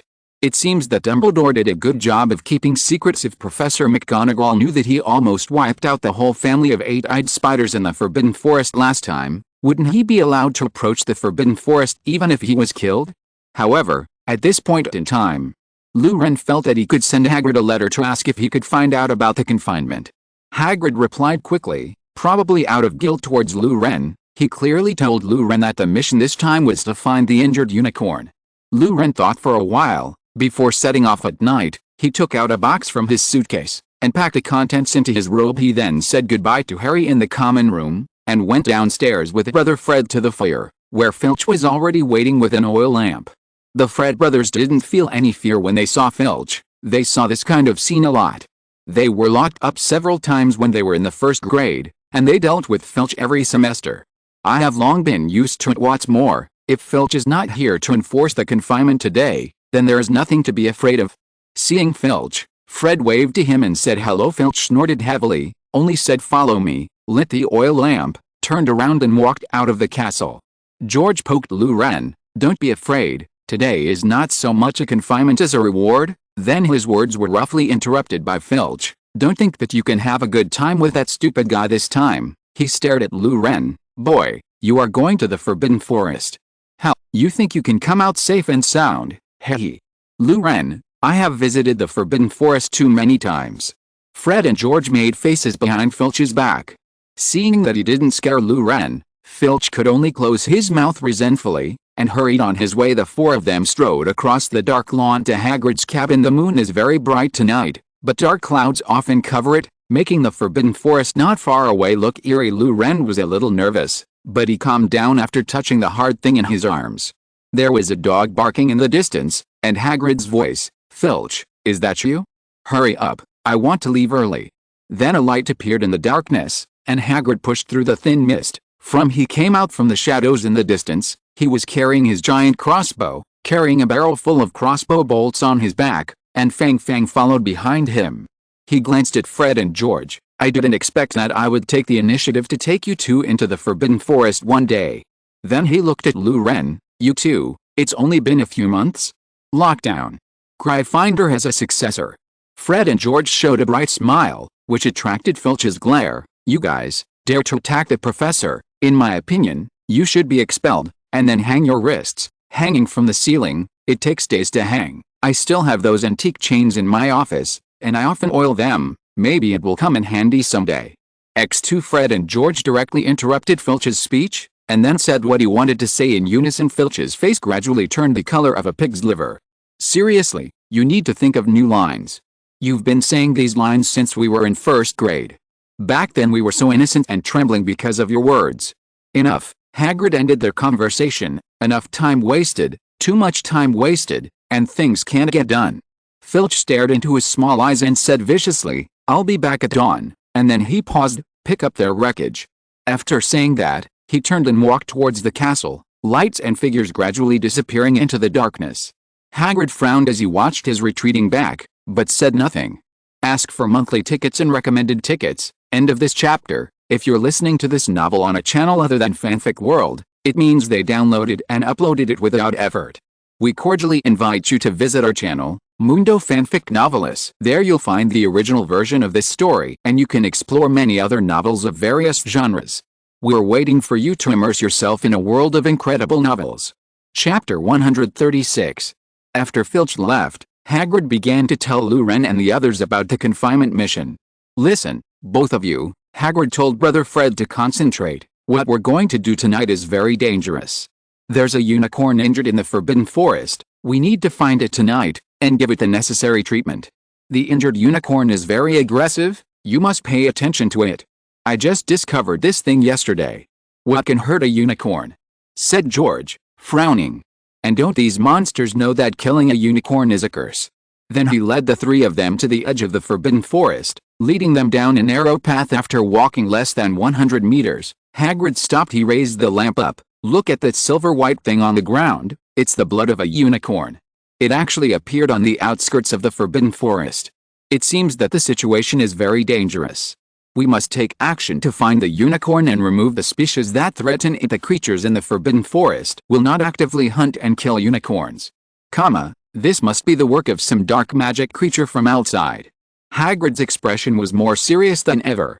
He touched the blood on the ground. It was very fresh. The unicorn is nearby, and with this amount of bleeding, the unicorn's life is probably hanging by a thread. Hagrid's eyes froze. He also found a few golden hairs on the bush next to the blood. If it wasn't for his extraordinary eyesight, it would be impossible to see them at night.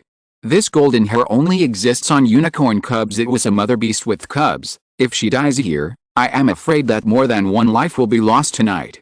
Hagrid made a decision. We split into two groups, Lu Ren and I. Fred, you two take Aya. As long as you stay with Aya, the creatures outside the Forbidden Forest will not take the initiative to harm you.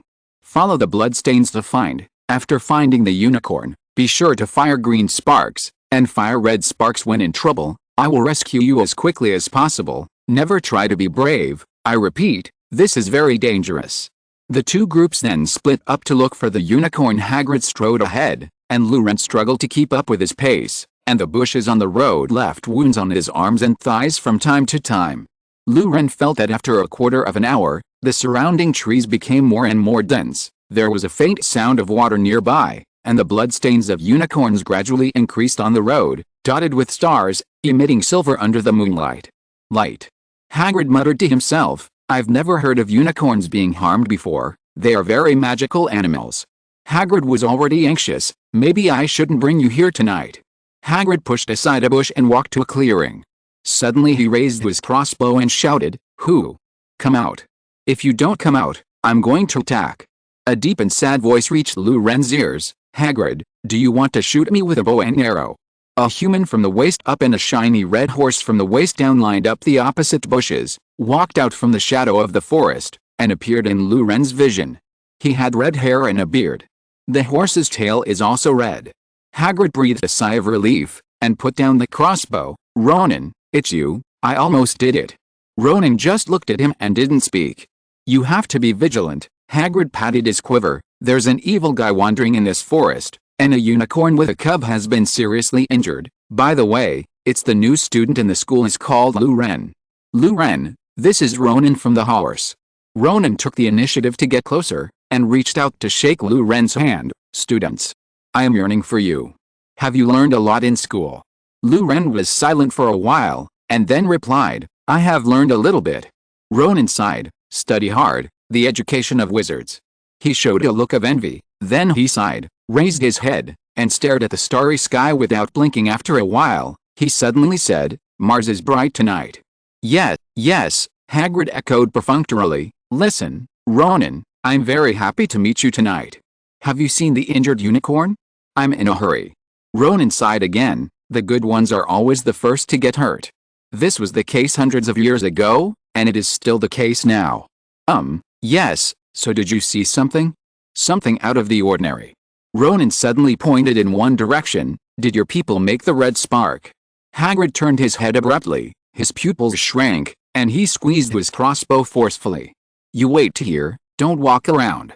He started to run quickly, walking like flying. I'll go back as soon as I go.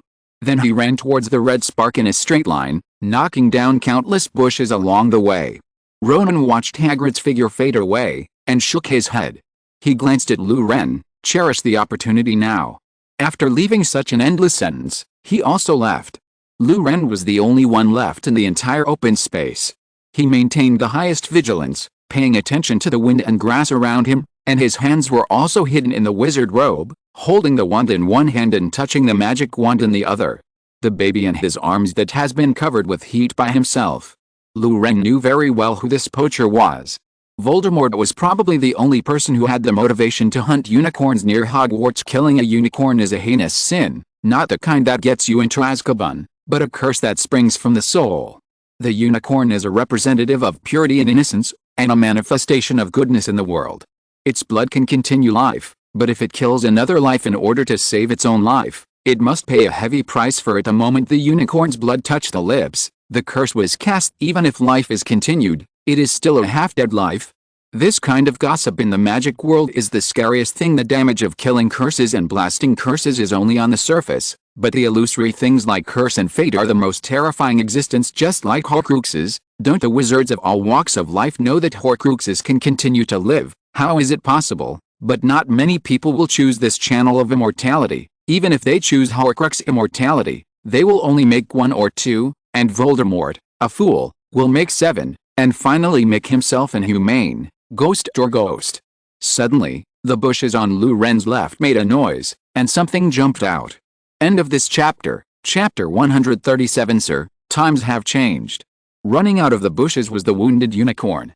The pure white unicorn has become extremely weak, even walking staggeringly. It has 2 deep wounds on its shoulders and abdomen.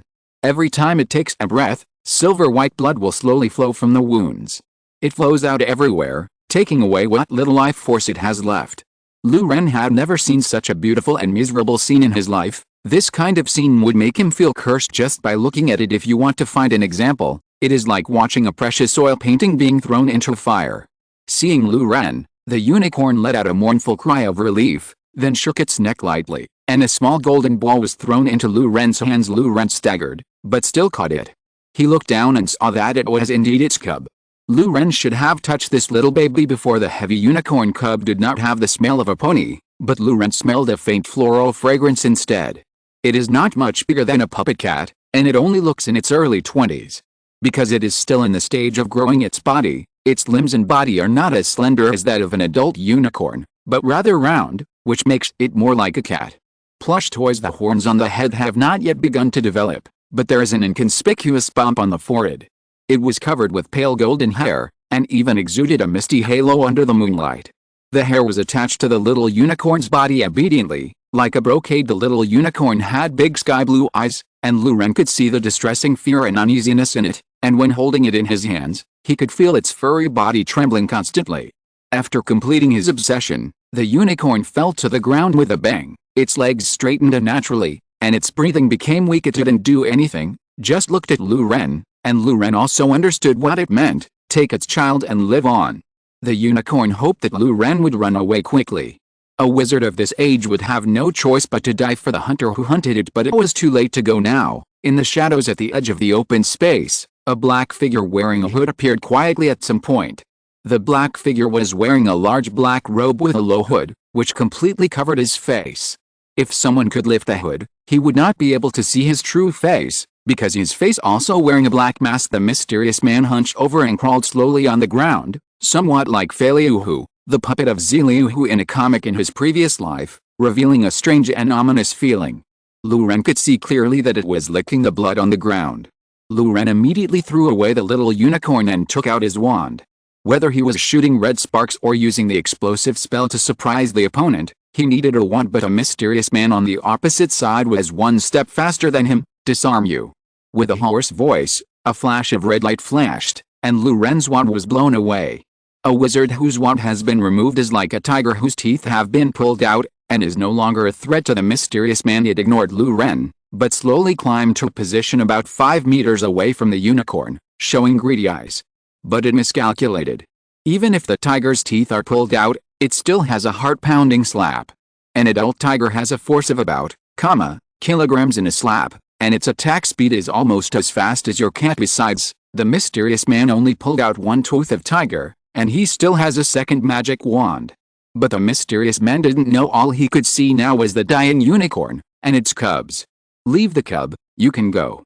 A low and hoarse voice came from under the hood, completely different from Professor Quirrell's usual voice. What responded to him was not Luren's words, but, dang dang dang dang. Luren lifted off his wizard robe, took out a tactical assault pistol, and fully pressed the trigger. Fiery bullets poured out from the muzzle, directly covering the mysterious man. Sir, times have changed. The Stair-Temp submachine gun is the proud work of the Austrian gun manufacturer Stair-Mannlicher. It was just successfully developed in 1990 and has not yet been mass-produced. It is only installed in a small amount to the Cobra Combat Command of the Austrian Federal Ministry of the Interior. TEMP is the abbreviation of Tactical Submachine Pistol. This is a very compact and lightweight submachine gun with a total length of only 280 mm, which is slightly larger than a pistol. The empty gun weighs only 1.3 kilograms, making it easy to hide strong firepower with extremely low recoil for civilian use. It even has a grip, holding a gun with both hands. What is the recoil force? It is a one-handed weapon that doubles as a submachine gun and a pistol, and it is easy to operate. TEMP does not have a speed switch. It is replaced by the fire control trigger from the Stair-AUG assault rifle. Pressing the trigger lightly can only be used for a single shot, and fully pressing the trigger is fully automatic shooting, simple operation, Fool-style complete tasks with one click. Temp 9x 1,930,800, 900/2. What Luren asked Grindelwald before was a submachine gun. He thought that Grindelwald would get him a Babosha or Thompson, but he sent one of these over. Maybe because it's made in Austria? But it does fit very well, and it works very well. It's much better than a magic wand. The bullets like a storm directly stunned the mysterious man. Although years of fighting instinct allowed him to cast the iron armor curse immediately, Luren's bullets were obviously tampered with, and the effect of destroying demons was applied to them. The originally solid spell was quickly shattered, the mysterious man's body trembled, and several bloods splashed out. The mysterious man under the hood is already stupid. Is there such an operation? ? You're a wizard. He roared angrily, using muggle tricks. Then Luren hid him again. The mysterious man directly made a tactical roll and added the iron armor curse, but several blood flowers burst out on his body again. Firing at close range has both advantages and disadvantages. The advantage is that the hit rate is extremely high. Although most of the bullets are blocked by the iron armor curse, there are always a few bullets that can be fired after the iron armor curse expires. The downside is that the bullet modified by Grindelwald is too powerful, directly piercing the body of the mysterious man. At this time, Quirrell under the hood was in pain and lost the ability to resist. He is now like a clepsydra, with blood continuously flowing out of several holes in his body. End of this chapter. Chapter 138. Children, times haven't changed. Under normal circumstances, the outcome has already been decided, but the current kilo is dual card dual standby, and one of the cards is shut down due to arrears, which does not affect the use of the other card. Voldemort took over Quirrell's body, then he backhanded the triple iron armor curse, and then his wand danced in the air, and the head of the wand drew a band of light like molten silver, and then filled the blood hole on his body, filling up the missing flesh and blood. During this period, Lu-Ren tried to shoot, but failed to penetrate the opponent's armor. The bullet smashed through one layer of the iron armor curse and was stopped by the second layer. Child, the times haven't changed. Voldemort said triumphantly, Muggles' tricks can only bully a waste like Quirrell. Lu-Ren stopped shooting in vain, because his ammunition was also limited, and he didn't have many bullets left. Since Voldemort is unwilling to take the initiative to attack, he is also happy to spend time here. Isn't it ridiculous to die for a beast? Voldemort said calmly, turning the wand in his hand. I gave you a chance. Lu-Ren took out the last magazine and stuffed it into the butt of his gun. A gentleman is like a beast. He can't bear to see it alive, but he can't bear to see it die. Hearing its sound, he can't bear to eat its meat. That's why a gentleman stays away from the kitchen. Lu-Ren said this sentence in Chinese. Voldemort naturally didn't understand. What are you talking about? If it's a spell, forget it. Your magic power can't hurt me. Voldemort frowned his non-existent eyebrows. Although his voice was as ugly as a broken gong now, his tone there was still an unconcealable arrogance. For birds and beasts, a gentleman can't bear to see them die when he sees them alive. He can't bear to eat their meat when he hears them screaming. Therefore, a gentleman always stays away from the kitchen. Lu-Ren told Voldemort very patiently. Explain this old saying. Now that you've seen it, you can't sit idly by. This is Lu-Ren's attitude. Oh? The Central Plains people's definition of a gentleman is really strange. Are you all cooks? Voldemort seemed to have developed a great interest in the wand in his hand. One day, the whole of England and even the entire wizarding world will surrender at my feet. Muggles will also be subdued by wizards and surrender to me, and I will make you the king of magic in the Central Plains. Lu-Ren sighed. Is this splitting the soul and splitting himself? This kind of speech is not often used even by Zia Baywin. He thought that he shocked his body, and then as soon as his bad spirit radiated, he would accept his head and worship? I really like a sentence in Osamu Daze's No Qualification in the World. The courier boy will always say, what are you? The garbage sorting ant will ask, what kind of garbage are you? And the master who distributes the keys will also say, do you deserve it? Lu-Ren said slowly. Voldemort? What the hell are you talking about? Voldemort got impatient and interrupted Lu-Ren's chant. Lu-Ren shook his head. A rotten wood can't be carved. I said you're nothing, you're rubbish, you don't deserve it. Then he quickly pulled out his second magic wand, matched it with a temp submachine gun, shot with his left hand, and exploded with an explosive spell with his right. Bullets and spells greeted Voldemort directly in the face. Voldemort froze for a moment, then flew into a rage. This is the first time he has been humiliated like this. Then he waved his magic wand. Fire serpent, explosion curse, and strange beams of magic spells poured out like raindrops, directly pushing Lu-Ren into a desperate situation. Although he can only use Quirrell's body now, as if playing against a delay, but as the Dark Lord who once dominated the entire British wizarding world, and even disappeared for more than 10 years, wizards still dare not call out with his name. He naturally has a very strong fighting ability. His madness, his lack of brain, and his theory full of mistakes and omissions can all set off his superb strength from the side. In terms of the ability to fight head-on, McGonagall, Slughorn and Kingsley need to join forces to compete with him, and even the three of them are blown up by him. This strength is not inferior to Dumbledore and Kingsley. Grindelwald, the two legendary wizards. After fighting for only a few seconds, Lu-Ren was sure that with his current strength, it was impossible to hurt Voldemort, But he was not completely incapable of fighting back. He waved his wand. Instead of casting a spell on Voldemort, he pointed to the sky. He set off a firework, a red skull firework. At least Luren thought it was a skull. Although he won't launch the Dark Mark spell to reappear, it's okay to make some noise. Looking at the burning fire skull in the sky, Luren laughed. How about it? Does it look good? Dumbledore should already had it here. Voldemort looked at the extremely abstract skeleton in mid-air, and he was so annoyed to death. He no longer entangled with the little devil in front of him. He flew up out of thin air like a big bird, and flew towards the dying unicorn. As a result, he just stretched out his hand. A crossbow bolt the size of a child's arm pierced through the air, and directly broke through his armor curse, leaving a wound of about a foot on his arm. But just after being scratched, the wound immediately began to festers, emitting green smoke and stench. Voldemort really wanted to yell, but he really didn't have the extra time to deal with this unicorn. Dumbledore would come at any moment, and there was a crossbowman in the dark, the kind of crossbow bolts that could break the iron curse. The arrow is actually poisonous. It's outrageous. Damn Albus Dumbledore. Under his leadership, wizards have degenerated to such a degree. How shameful that someone would use a dirty muggle's weapon as a means of attack by a noble wizard. Moreover, such a large crossbow bolt is actually coated with poison. Not talking about martial arts, 2 wizards are here to cheat and attack me, the Dark Lord with only a remnant soul. Okay, this is not good. I remember you. Voldemort glanced at Luren, and then he turned into a wisp of black smoke and quickly disappeared into the Forbidden Forest. At the same time, he also disappeared on the ground with the soil, grass, bushes and bark stained with unicorn blood. Period. Finally, with a loud crunch, Hagrid returned, his crossbow in hand, with Brother Weasley, Fang, and a few centaurs. Hagrid looked furious, the muscles in his arms bulging, and the centaurs put arrows on their bowstrings. Luren, are you okay? Hagrid looked at Luren for the first time, and was relieved to find that he was fine. As for the unicorn poacher, Hagrid knew very well that he could no longer catch up.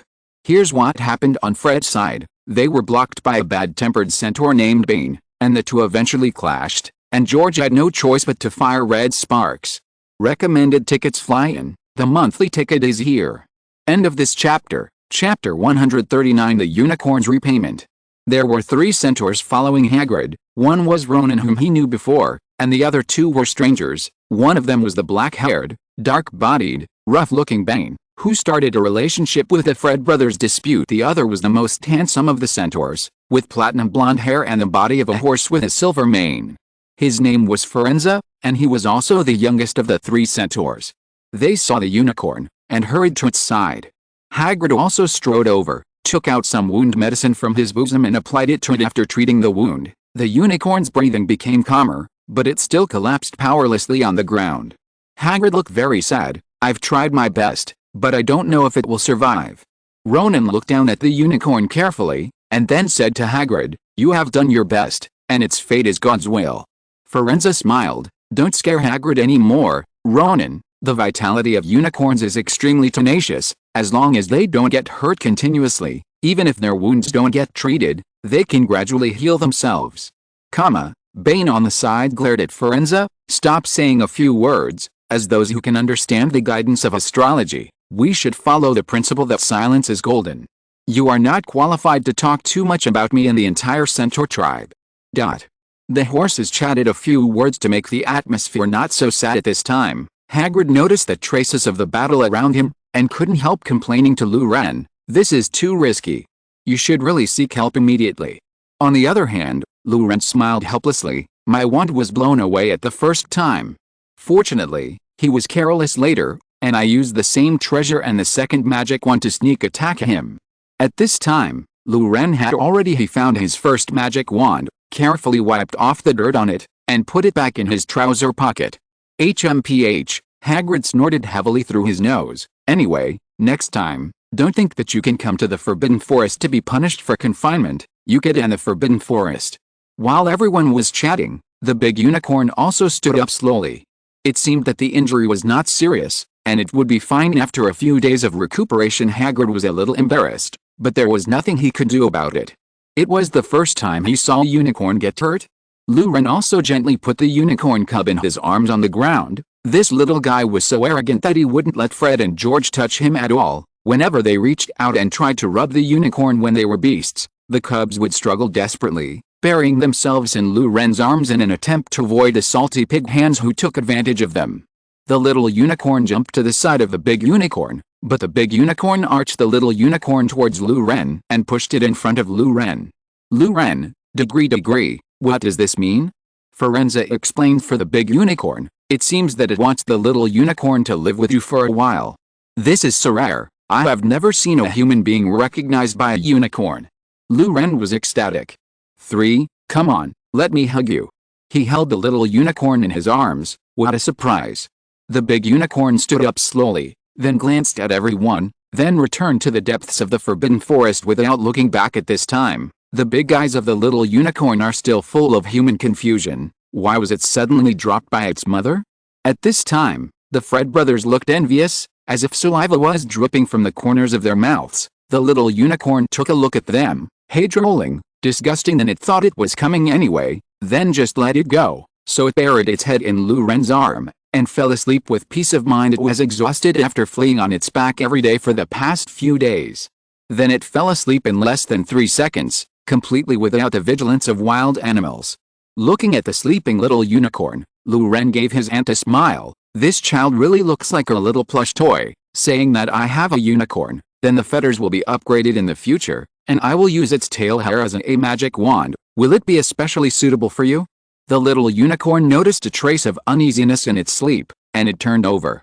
In fact, there was another small problem that bothered Lou Ren. He turned to look at the centaur who was about to leave, and asked them, is the blood of unicorns really such a serious curse? I mean, unicorns, as herbivores, are extremely powerful in combat, and the price of killing them is so serious, so why did they go through such a long time? How rare are they? The horsemen looked at each other, then shook their heads, and Bane smiled and said to Lou Ren, boy, you don't think unicorns are the same as human cubs, do you? Humans have one baby a year, and they mature in 10 years. They can continue to reproduce, but unicorns are different. They grow and develop slowly, and their cubs are much slower.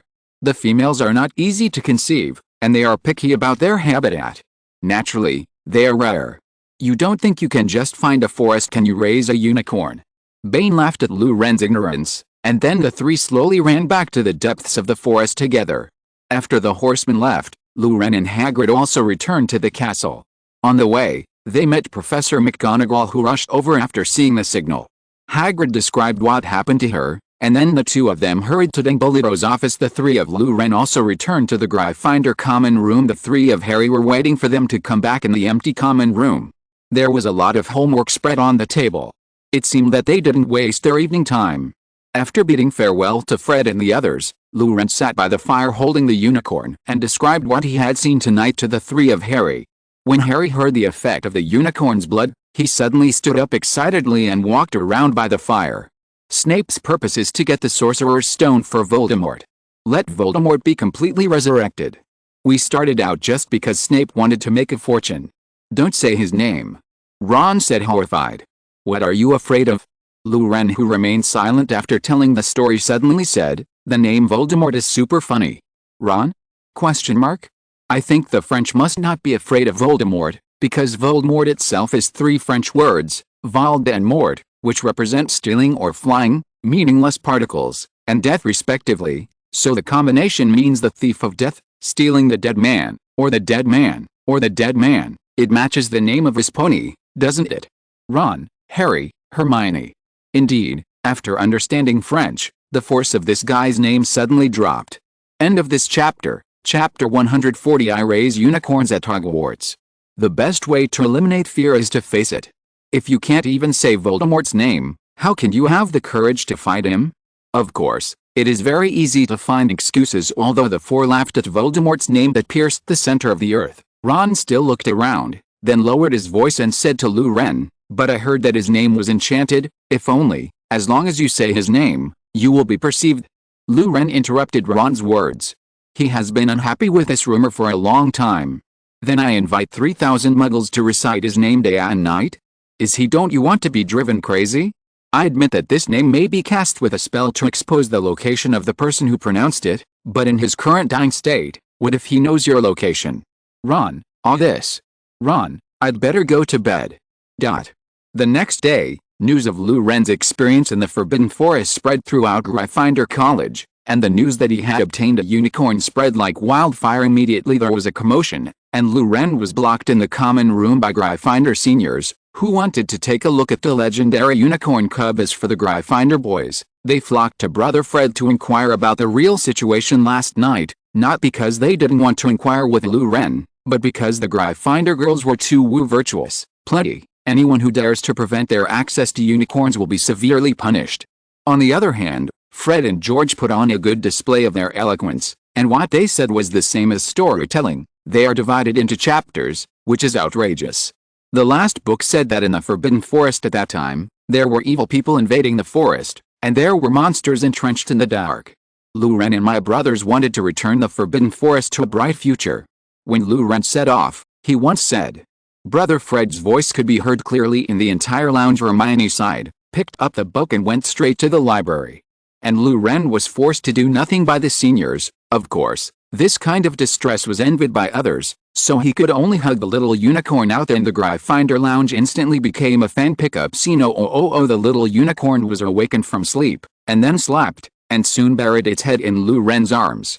Lou Ren realized his negligence, and quickly put his index finger on his lips. The child is still young and shy of strangers. Don't be in a hurry, and don't make loud noises. Unicorns are gentle and elegant elves. As long as you show kindness, they are very willing to contact young witches like you. Lou Ren said softly, and the seniors also quieted down, and they didn't want to scare the little guy. Lou Ren, the irresponsible owner, has not yet decided on a name for the little unicorn. He originally planned to find Hermione to name it today, but he didn't want to be blocked by the seniors, so he had to do it another day. Next, the seniors queued up to caress the little guy. The little guy also timidly accepted the love of the seniors. Lou Ren found that when this guy faced the little witch, he would take the initiative to lower his head and stretch out the horns that hadn't grown yet for them to touch. Sometimes it will be fed by seniors, provided that the fruit suits its taste. Of course there are exceptions. For example, when a 7th grade senior sister tried to rub the little guy, it moved around a bit and avoided her hand. Sister? ? Touch again, hide? The senior sister looked confused. Why can't you come to me? Lou Ren coughed twice, and smoothed things over for the senior. Maybe the child is afraid of being born. Then he picked up the unicorn and switched to the next senior. This guy is so picky, Lou Ren couldn't help but want to complain. For the next day, Lou Ren basically dealt with the seniors, which made him exhausted. Fortunately, the little witches of Gryffindor gradually had enough of touching, and they gradually dispersed, leaving only the exhausted Lou Ren and the little unicorn with some signs of shedding. In the next few days, Lou Ren really felt what it means to be hot. The girls all wanted to see and touch the legendary unicorn cubs, so that Lou Ren finally used the excuse that the little unicorn was afraid of life, rejected their request.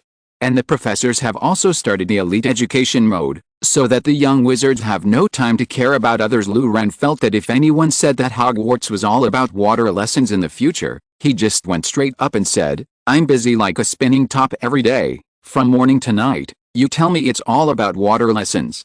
Harry and the others are also guarding the Sorcerer's Stone in their own way. Every time they pass the 4th floor, they have to go to that corridor quietly, put their ears on the door, listen to Lu Wei's voice, and observe Snape's spirit at the same time. State, in their eyes, irritable Snape plus active Lu Wei equals safe Philosopher's Stone. If one day Lu Wei happened to be sleeping, they would be anxious for a long time. Of course, Snape's gloomy face every day always made them feel at ease.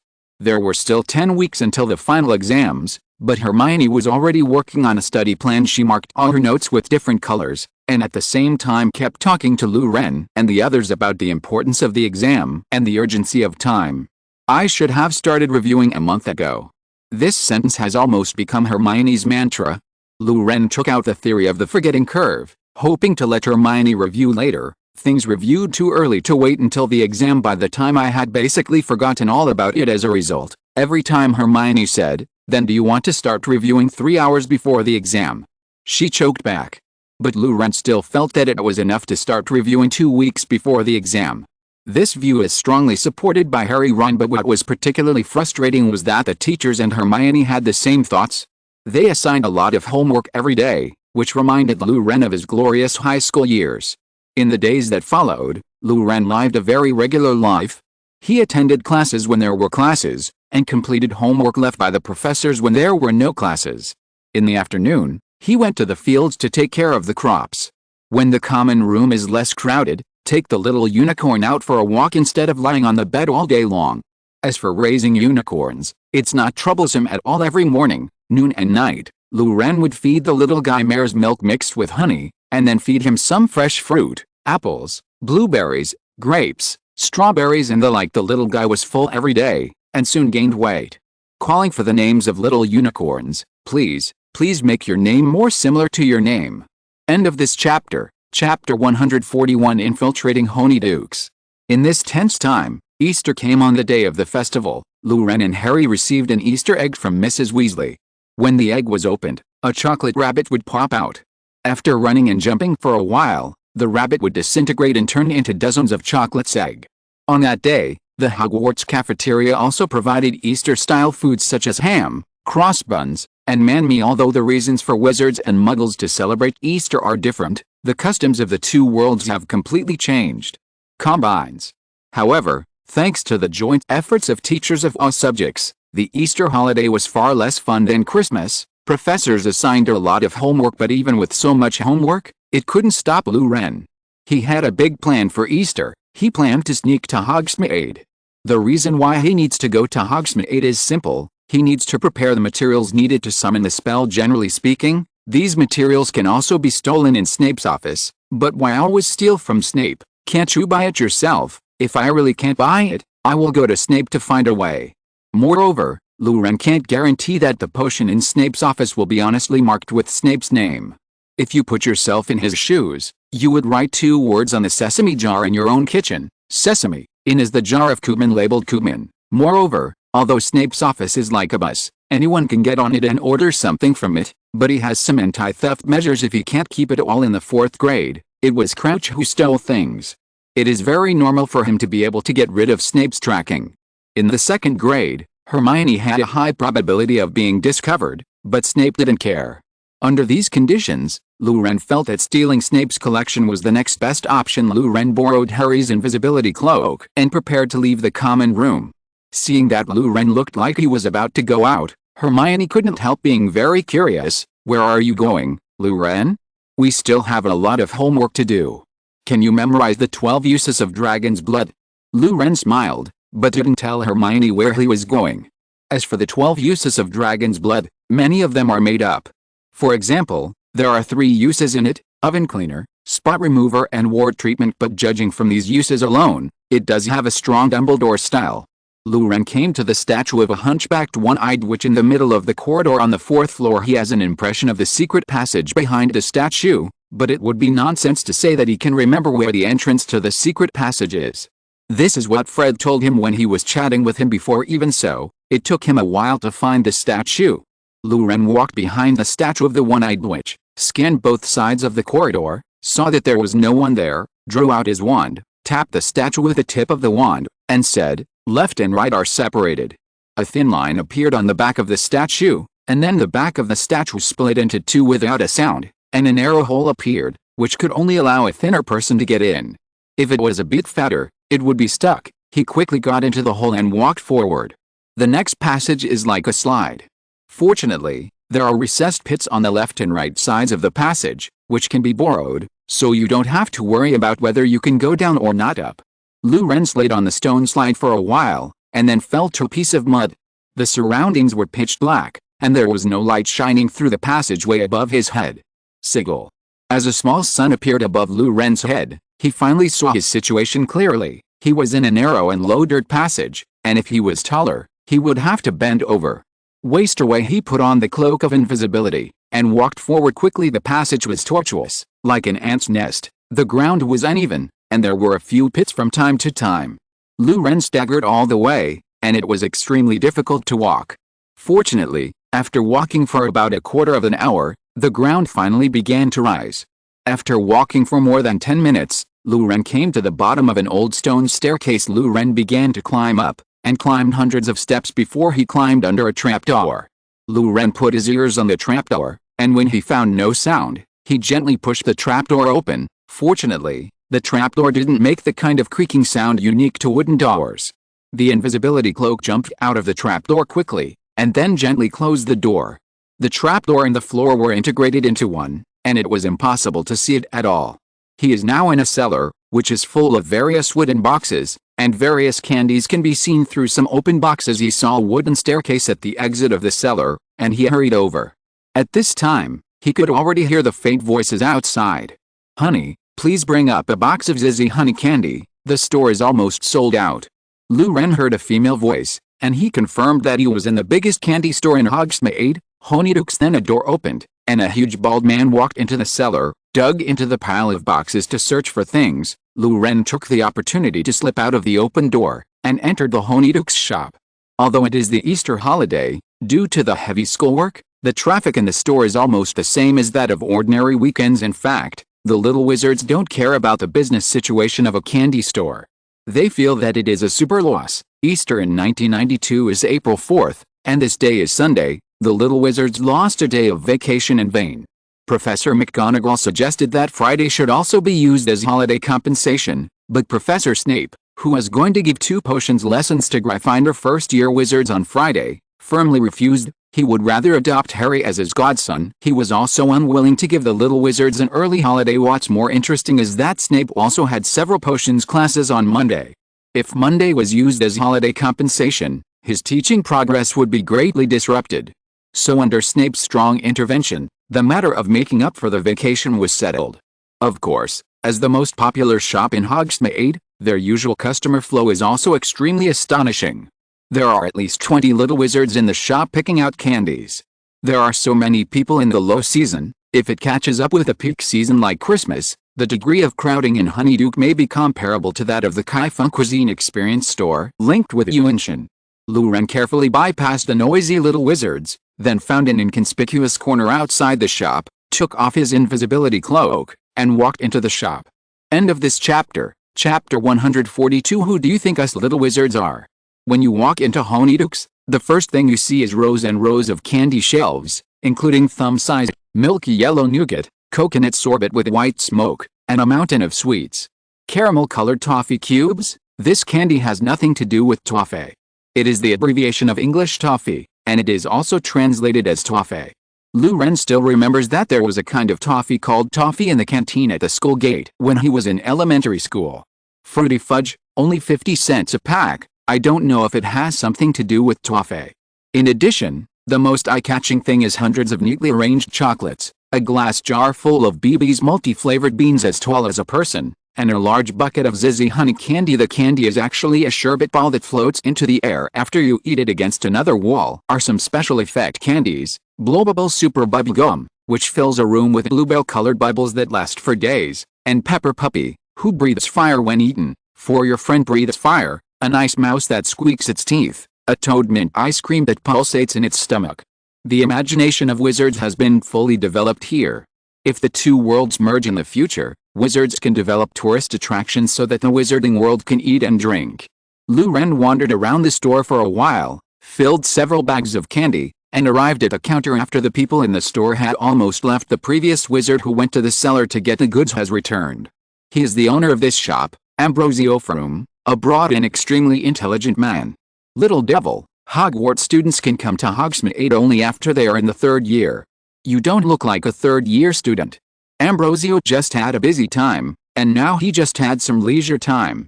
So I decided to tease the kid in front of me. So you don't plan to sell these candies to me? Warm up a cup of butterbeer and a plate of BB's multi-flavored beans. Lu Ren put out 9 silver sickles and put them on the counter, then handed over the candies he bought. The fat boss smiled honestly, flicked his sleeve on the counter, and the 9 sickles disappeared. He glanced at the candy bag that Lu Ren handed over, and quickly took out a plate of beans from the bar and a bottle of pumpkin soda. If you want butterbeer, you have to go to the 3 broomsticks next door. I don't sell it here, but pumpkin soda is very good. Would you like some? He took out another glass, took out his wand and cast a cleaning spell on it. Okay. Lu Ren followed suit. Then he stood in front of the counter and drank pumpkin soda, took 2 sips, The taste was a bit like pumpkin-flavored Fonty. He picked up another BB multi-flavored bean, threw it into his mouth, chewed it twice, his eyes lit up. This bean is actually spiced. This is the latest flavor launched by our store, marinated with mysterious oriental spices. Ambrosio said proudly, this innovative spirit is unique in the British magic world. This is also the inspiration he got when he went to hang out in London's Chinatown. Is there anything more?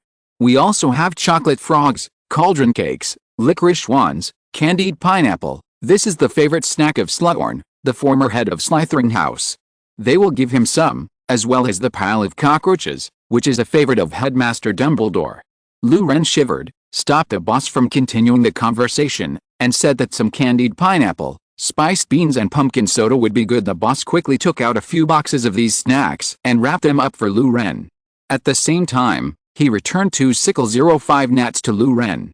Lu Ren pretended to be casual and asked Ambrosio again, by the way, boss, do you know where Hogsmeade can buy potion ingredients? I need some ingredients to make potions. Ambrosio narrowed his eyes, he glanced at Lu Ren, and then showed an ambiguous smile. Son, don't beat around the bush, I've seen these things a lot, but you are so young, you have such thoughts, it's rare. As a senior, I want to tell you that true love cannot be obtained through love potions. Lu Ren. Who do you take me for? Is Hogwarts the lair of wizard breeding? Boss, take a close look at my face. Do I still need a love potion to get love when I look like this? Lu Ren rolled his eyes and said to the boss angrily. The boss looked at Lu Ren's face. You're right, I'm sorry. However, Hogsmeade does not have a shop that specifically sells potion ingredients, but I recommend you try your luck at Lady Puttiff's tea house or Amani's divination house. After thanking Ambrosio, Lu Ren left Honeydukes with several big bags of candies. He walked on the street for a while, and saw Madame Puttiff tea house at a corner of the main road. Lu Ren pushed open the door and walked in. The interior of the tea house is small and cramped, it is steamy inside, and all the decorations are decorated with tacky lace, even the small round tables. There were a few couples scattered in the tea house, and Lu Ren even saw Percy. Percy also saw him, and he opened his mouth in surprise, but in the end he didn't have the nerve to stand up and question Lu Ren. Madame Puttiff was a fat witch with a glossy black bun on the back of her head. She wore a pearl necklace, rings and bracelets on her hands, and she looked very jeweled. Lu Ren lost hope when he saw these decorations. He chatted with Mrs. Puttiff, and found that none of the materials he needed was available here, and the lady in front of him kept recommending various charm magic tea and love drink to him, which made him extremely embarrassed. He could only rush out of the tea house. He walked briskly on the road for a while, and then turned into a quiet alley. There are no other shops in the alley, only a house with a big garden. Walking into the garden, Lu Ren felt that the sky suddenly darkened. It was obvious that the garden of the house had also been enchanted. Although it was daytime outside, it was still dusk inside the tea house. Moreover, the space inside is much larger than it looks from the outside, and there are quiet alleys everywhere. At the corners or ends of the alleys, there are small tables one after another, but there is no one around the tables. Lu Ren was so shocked by the scene in front of him that he couldn't speak. This place is really full of atmosphere. A lady, wearing a plain gown, appeared in front of him. Her appearance was not outstanding, but she had a unique temperament, which made her every move have a different style. Lu Ren felt that she must be the owner of the divination house, Mrs. Amani. After clarifying her purpose with Mrs. Amani, she invited Lu Ren into her wooden house. End of this chapter. If you're listening to this novel on a channel other than Fanfic World, it means they downloaded and uploaded it without effort. We cordially invite you to visit our channel, Mundo Fanfic Novelists. There you'll find the original version of this story, and you can explore many other novels of various genres. We're waiting for you to immerse yourself in a world of incredible novels. Chapter 143, Ritual Magic of Summoning Curse. This wooden house is not big, and there is a long table inside, with a crystal ball the size of a human head, a white porcelain teacup, a stack of books, a balance, and other sundries. There are also several wooden shelves around, on which are placed some bottles and jars and various utensils. Mrs. Amani walked into the room first, and asked Lu Ren to sit down. You want to customize candles, don't you? He, another little wizard who wants to communicate with a mysterious existence. She exposed Lu Ren's intention for coming, but the work in hand did not stop. If so, please tell me who you want to communicate with. Mrs. Amani knew that it was a taboo to do so, but she still asked out of good intentions. She was worried that the child in front of her would communicate with some evil spirits without knowing the importance and get herself into trouble. I don't know his god's name, but her title is the god who is higher than the starry sky and longer than eternity.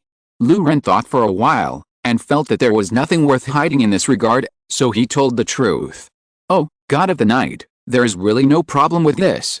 Madame Amani was relieved. That person has a good temper and likes to take care of juniors, so communicating with him is the best choice. As long as it is not intentionally insulting, it is the best choice.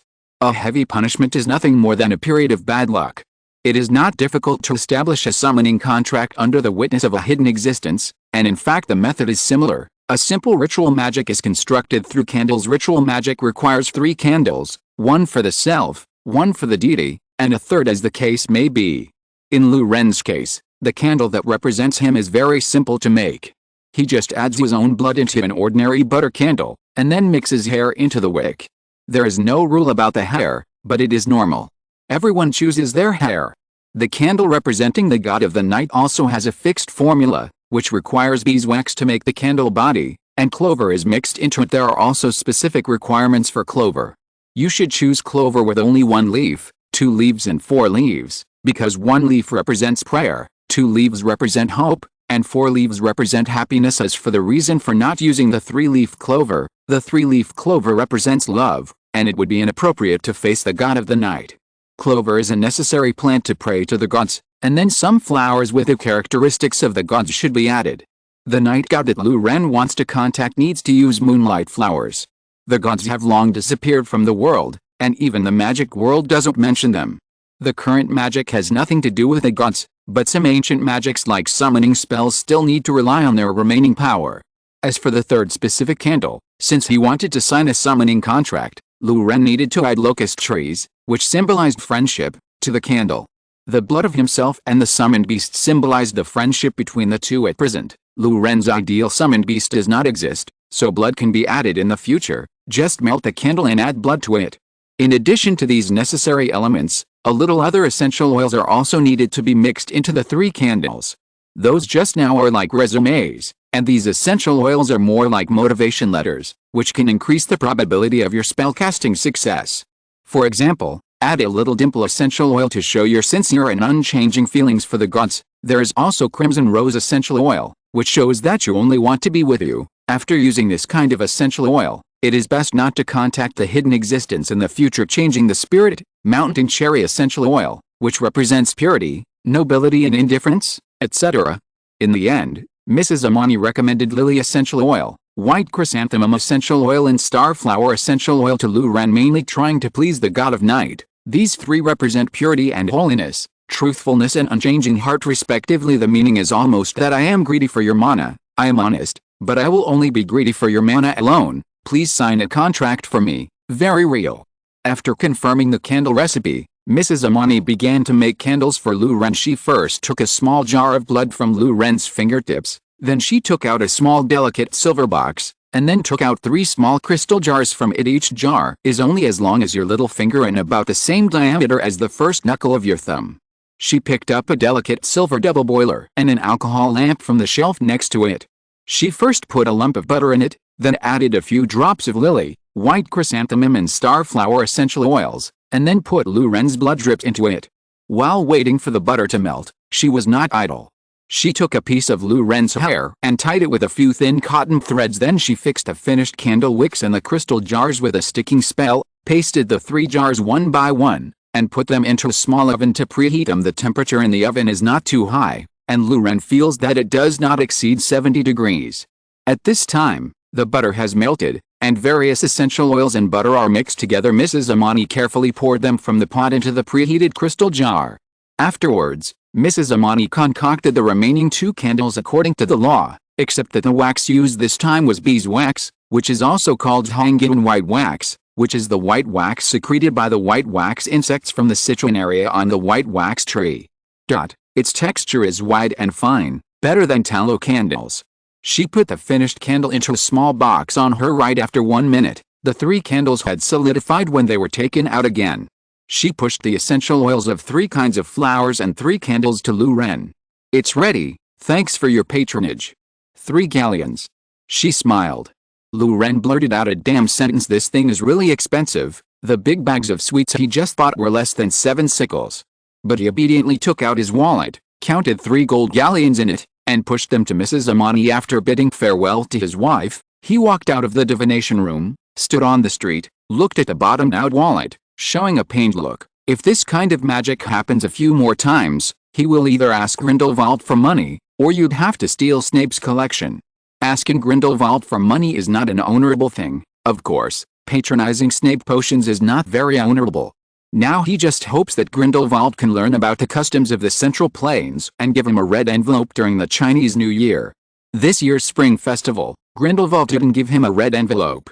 Lu Ren thought a little resentfully, but he couldn't blame Grindelwald, because Lu Ren didn't even remember to pay New Year's greetings. When he realized this, it was already the first month. No way. Who told the West to use the Gregorian calendar, without a calendar? Who remembers which day the lunar calendar corresponds to the solar calendar? So Lu Ren took out a small notebook and wrote on it, "Summer vacation shopping, calendar." Nah, push the book.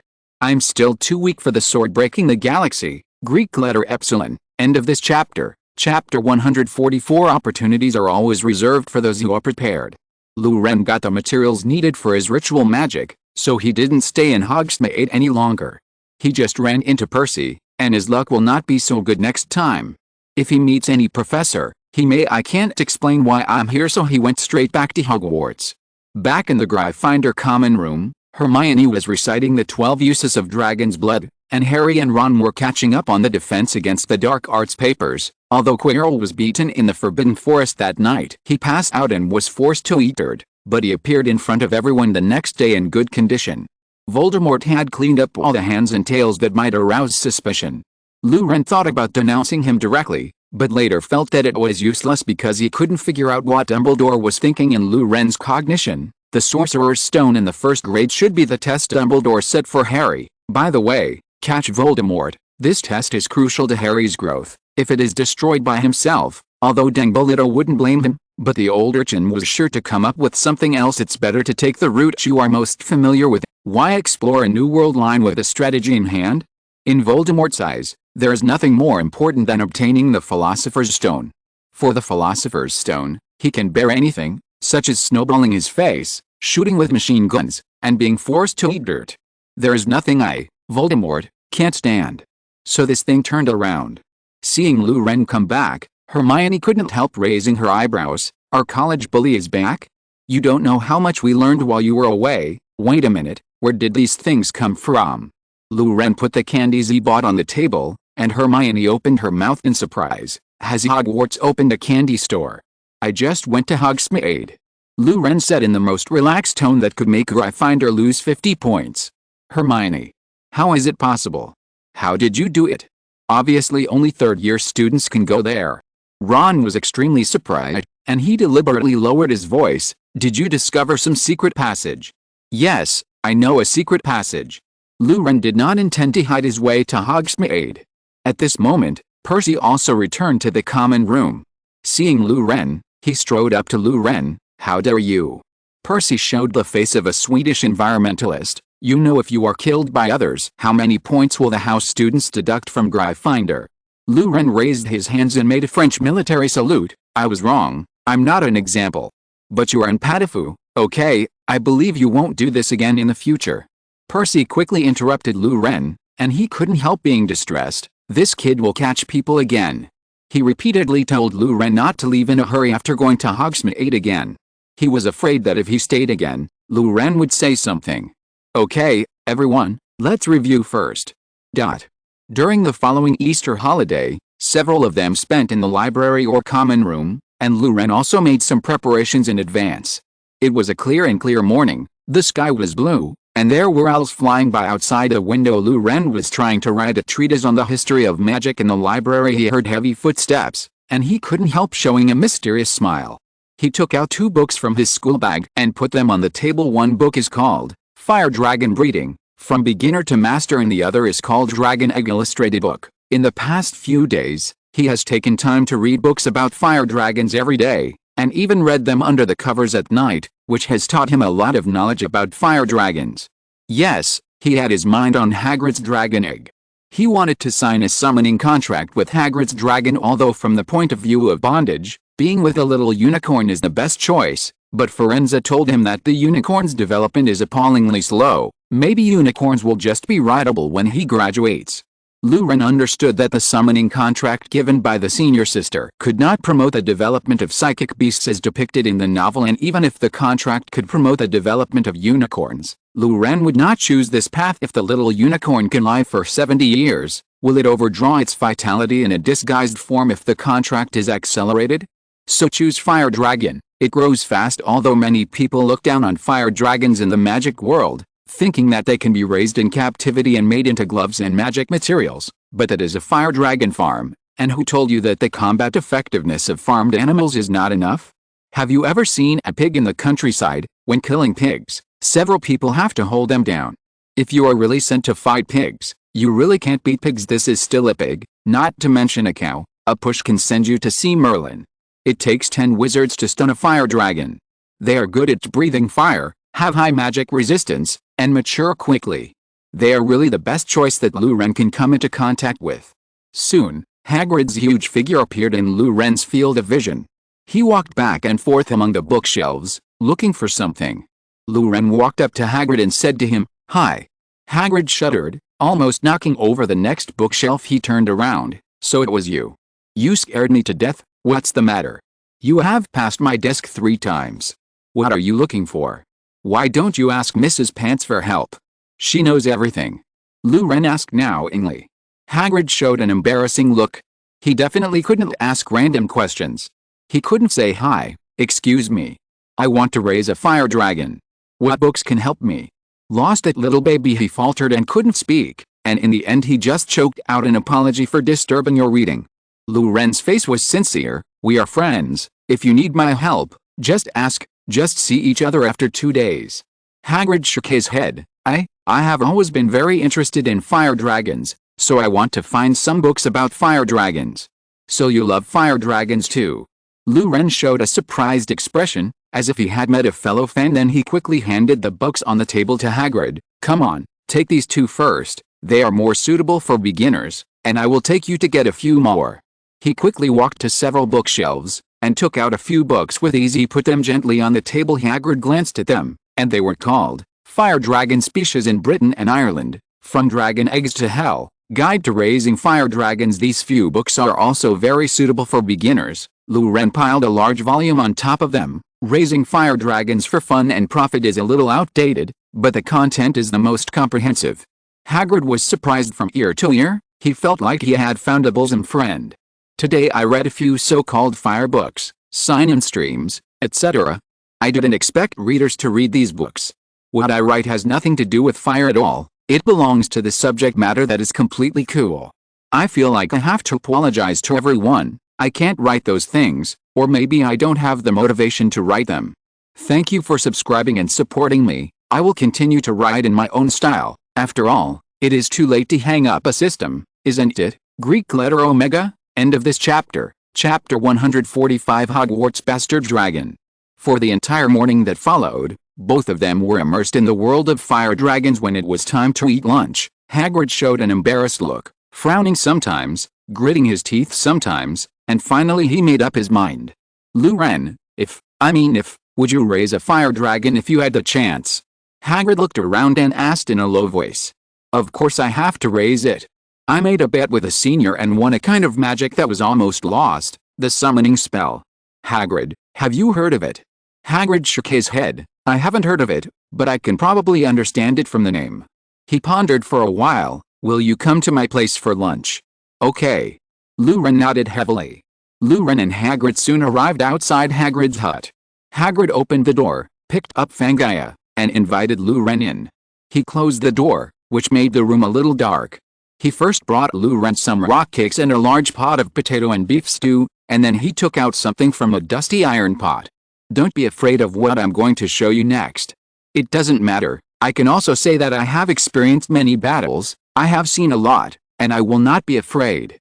Hagrid took out a big bundle, and when he opened it, an egg the size of a pineapple rolled out. The egg is covered with hexagonal protrusions. The raised areas are yellow, the sunken areas are green, and there is a small black dot on each protrusion. The more Lu Ren looked at it, the more familiar it became. This egg looks like a pineapple. This is definitely a pineapple. Ahem, Lu Ren coughed twice solemnly. After my research, this is Baodeo pineapple dragon. What? There's this kind of dragon?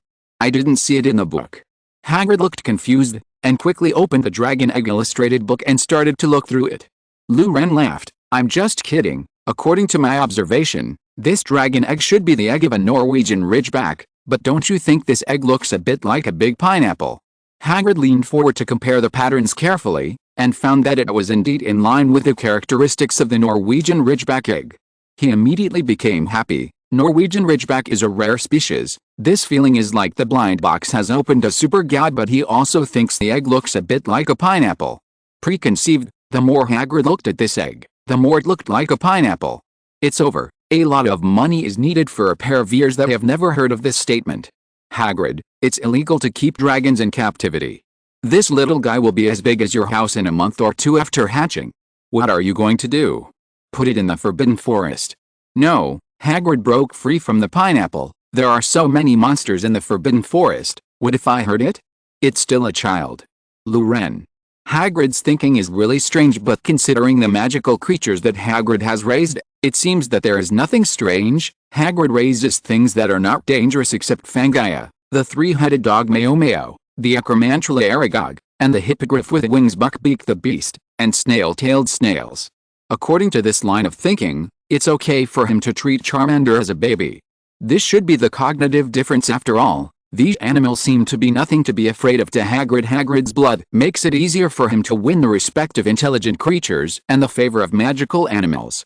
Even the centaur in the Forbidden Forest are willing to give him face. Don't worry, we will raise it first. I wanted to raise a dragon a long time ago. Hagrid maintained an optimistic attitude. We should find out how to hatch it, and I have to give it a name. Lu Ren opened Breeding Fire Dragons for Recreation and Profit and turned to the page about raising Norwegian Ridgebacks. It said, female Norwegian Ridgebacks will breathe on dragon eggs when they hatch, so this dragon species, the hatching, needs to put the eggs in the fire to simulate a breath of the dragon. After the dragon eggs are hatched, feed a bucket of chicken blood brandy every half hour. The ratio of chicken blood brandy is 2:1. After studying the precautions for hatching for a while, the two put the dragon egg in the middle of the fire, and covered it with a large kettle. In order to keep the temperature and privacy in the house, Hagrid drew down the curtains and closed them tightly, and at the same time turned on the fire, even though today was a sunny day. Before the temperature in the room soared, Lu Ren left quickly. In the next few days, Lu Ren will run to Hagrid's hut when he is free, observe the condition of the dragon eggs, and at the same time make a breeding plan after hatching. Norbert's temper is not very good in the original book. This is when he was just born. For the sake of good discipline, if you train it like you train a husky, then it will definitely be fine. Raising animals still needs to determine the master-slave status. Don't let the animal feel that you are inferior to it. We must not form the mentality of he provides me with food, I must be a god, but develop the understanding of he provides me with food, he must be a god. Lu Ren's abnormal behavior caught Hermione's attention as the hatching date approached. Lu Ren often disappeared after class, and he could not be found in the common room or library at the same time. His classmates were already struggling to complete the homework assigned by the teacher, and he even ignored Hermione's review plan. In the end, Lu Ren skipped the History of Magic course, which became the last straw that overwhelmed Hermione. She found an opportunity to take Harry and Ron to block Lu Ren, who was about to leave in a hurry after class. She started to ask about Lu Ren's whereabouts. At first, Lu Ren wanted to change the subject, but Hermione was unmoved. The back and forth was just a question, what have you been doing these 2 days? Lu Ren saw that he couldn't hide anymore, so he could only lead them to Hagrid's cabin. It's been a while since Hagrid's hut was different from Hermione's impression. The curtains of all the windows were drawn tightly, and the inside of the house could not be seen from the outside.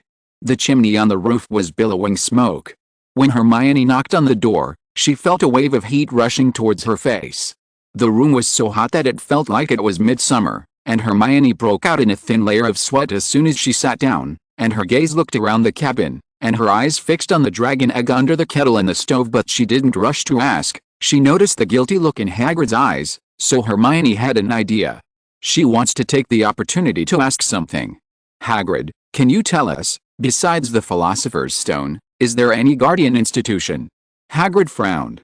He didn't really want to answer, but he was afraid that Hermione would find the dragon eggs, so he could only perfunctorily say, including Professor Dumbledore, other professors basically participated, Professor Sprout, Professor Flitwick, Professor McGonagall, Professor Quirrell, and Dumbledore. By the way, Lou Ren also participated in an organization. Ron's attention was immediately attracted by Lou Ren, but Hermione still did not forget her original intention. Taking advantage of Hagrid's inattention, she suddenly asked, Hagrid, where did you get that dragon egg? End of this chapter. Chapter 146 is Hogwarts a safari park. Hagrid had already relaxed his vigilance, and blurted out I won by playing cards. Halfway through the sentence, he realized that he had slipped up again, and he couldn't help feeling annoyed. How could he always be easily tricked by Harry and the others? Come? Hermione knew that Hagrid had really raised a dragon. Her eyes widened in surprise and she was speechless.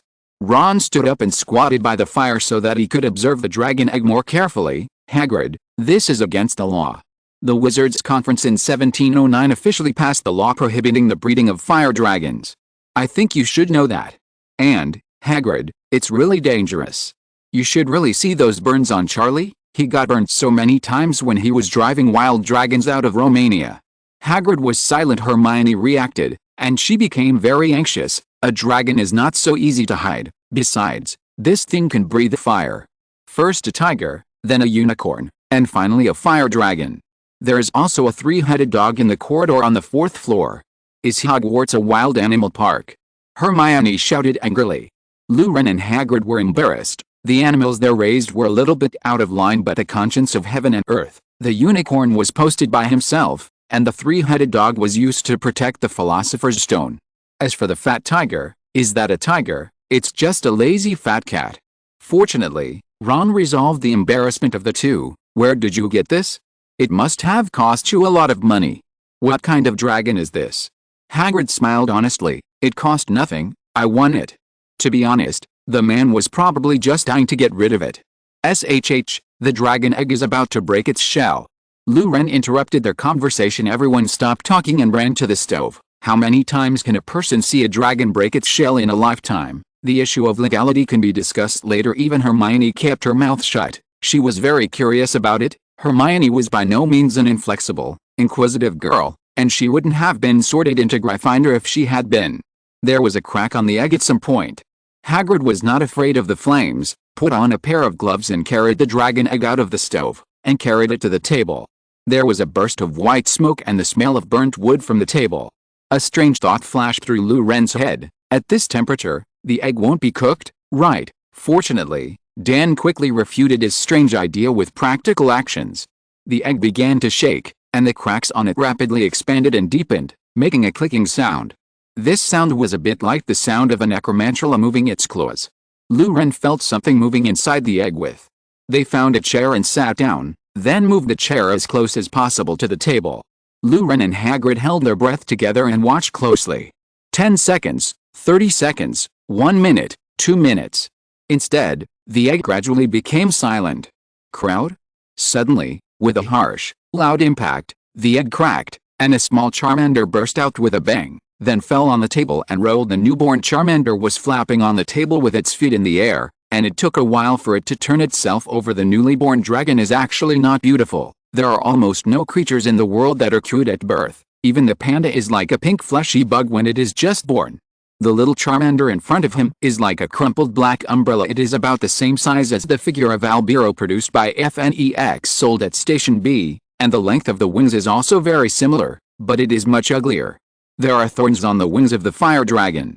Its whole body is thin and black, which makes its wings extraordinarily large. It also has a long nasal cavity like other dragons. Swedish short-nosed dragon, Duke U, Voldemort. Does such a nose really exist? The nostrils are white, and there are two thin white smoke coming out of it. Charmander has horny bumps on its head, and its orange eyes protrude outward.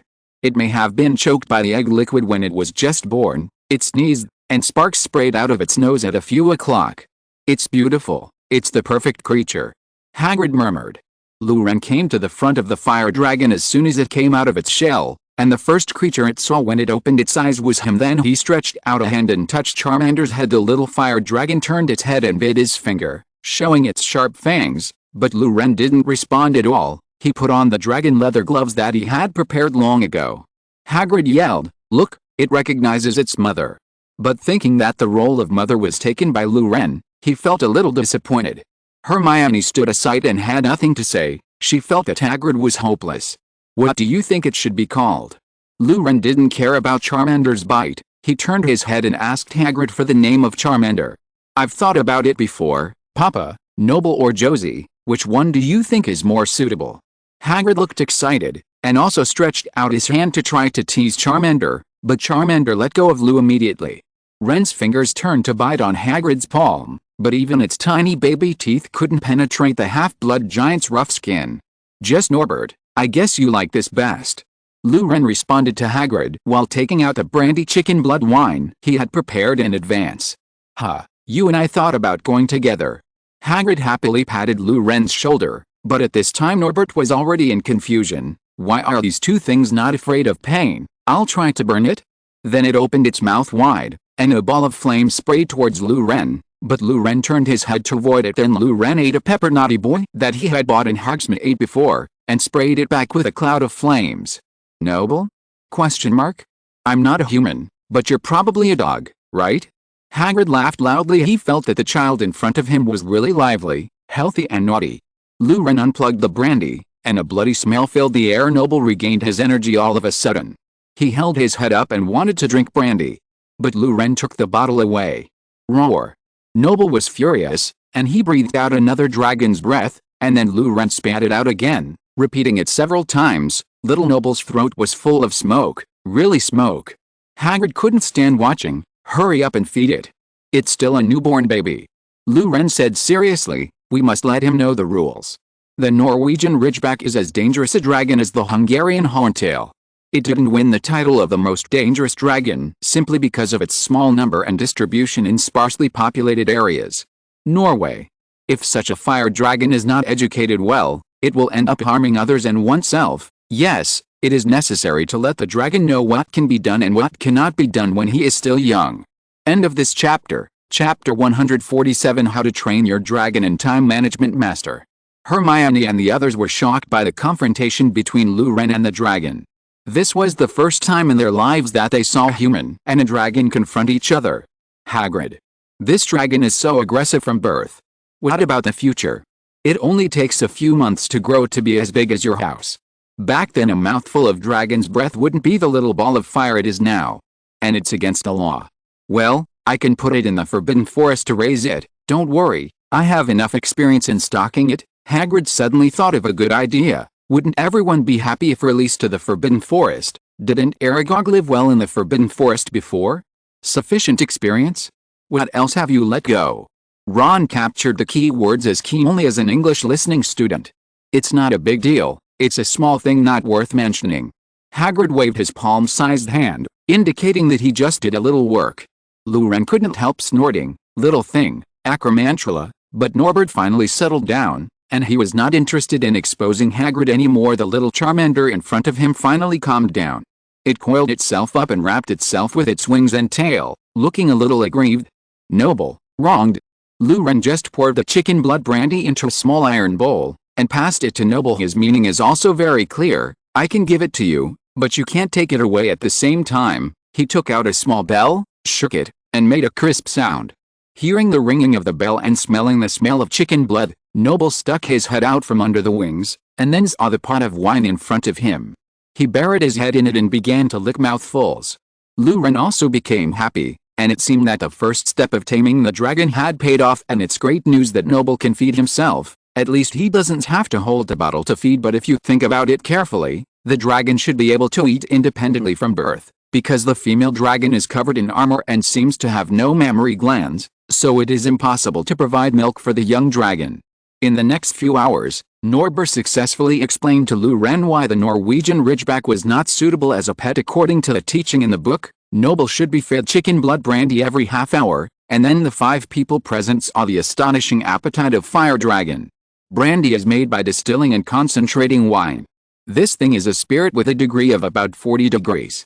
A bottle of chicken blood brandy is about 500 milliliters, and 2/3 of it is chicken blood. It's wine, and Noble can drink it clean. It's only the size of a figure, but I can drink a whole bottle of feed every half an hour.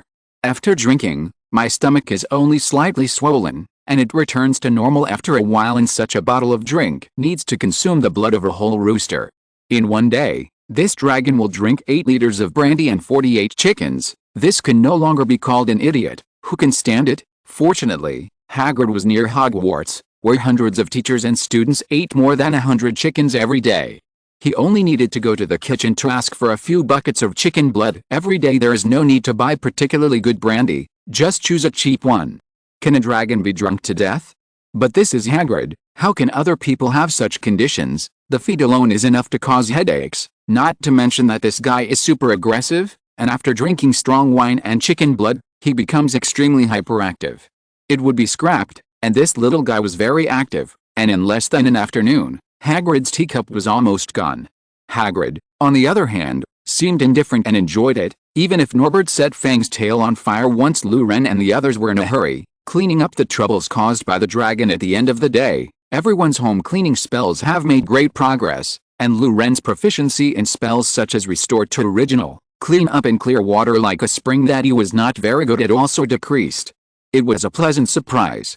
And what they gained in one day was that they successfully taught Norbert the principle that ringing the bell equals eating equals being obedient. When they dragged their tired bodies out of Hagrid's hut, Lou Ren gave a suggestion: take this guy for a walk in the Forbidden Forest every day, and let him vent his excessive energy. In the next period of time, Lou Ren changed his job. From explosion mage to shit shovel officer. Noble has also changed from the size of a 1,000 yuan Jinping figure to the size of a half-body figure worth tens of thousands of yuan. Theoretically, as the baby dragons grow, they will become more aggressive and irritable, until one day they are kicked out of the nest by the dragon mother who can't bear it, and go out to break into a new world by themselves. However, Lou Ren artificially intervened in Noble's growth while combining the information in the book. He also combined his previous experience of raising dogs. The fire dragon is a high-end version of the husky. If the Urha can breathe fire, the fire dragon can tear down the house before the Urha. It gave Noble a good early education. Now Norbert has understood that you will be beaten if you breathe fire at home. You can eat only when you hear the bell. You must be well behaved. This delicious-looking animal in front of you is your mother. You have to listen mother's words and a series of principles, but also mastered some special skills, such as rolling, sitting down, shaking hands, and so on. Of course, the things taught in the book are not necessarily correct. For example, it says that the best way to establish authority is to look directly into the eyes of the fire dragon until it shrinks back in fear. This is also applicable to other animals, and Lou Ren thinks it is very reasonable. Then he and Norbert stared wide-eyed. Noble's big eyes were full of confusion. What are you looking at? Forget it. Don't care. Watch it if you like. So Lou Ren's eyes widened before he realized that this guy had fallen asleep with his eyes open. The arrival of Norbert made the boring days more interesting. Hermione and the others often took the time to come over to feed Norbert, but this fire dragon has also become a huge burden for Lou Ren. He still needs to find time to farm the fields, and practice Quidditch 3 times a week. After completing these things, he has the time to develop a relationship with Noble. Lou Ren's life is as big as a pear mountain, and he didn't expect that he could arrange these things in an orderly manner. This is simply a master of time management.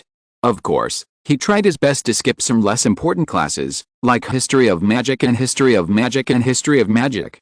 And Noble's life is super comfortable. He eats and sleeps every day. As long as he doesn't tear down the house, he can talk about anything, which makes Lou Ren jealous. End of this chapter. Chapter 148. I really didn't learn a subject.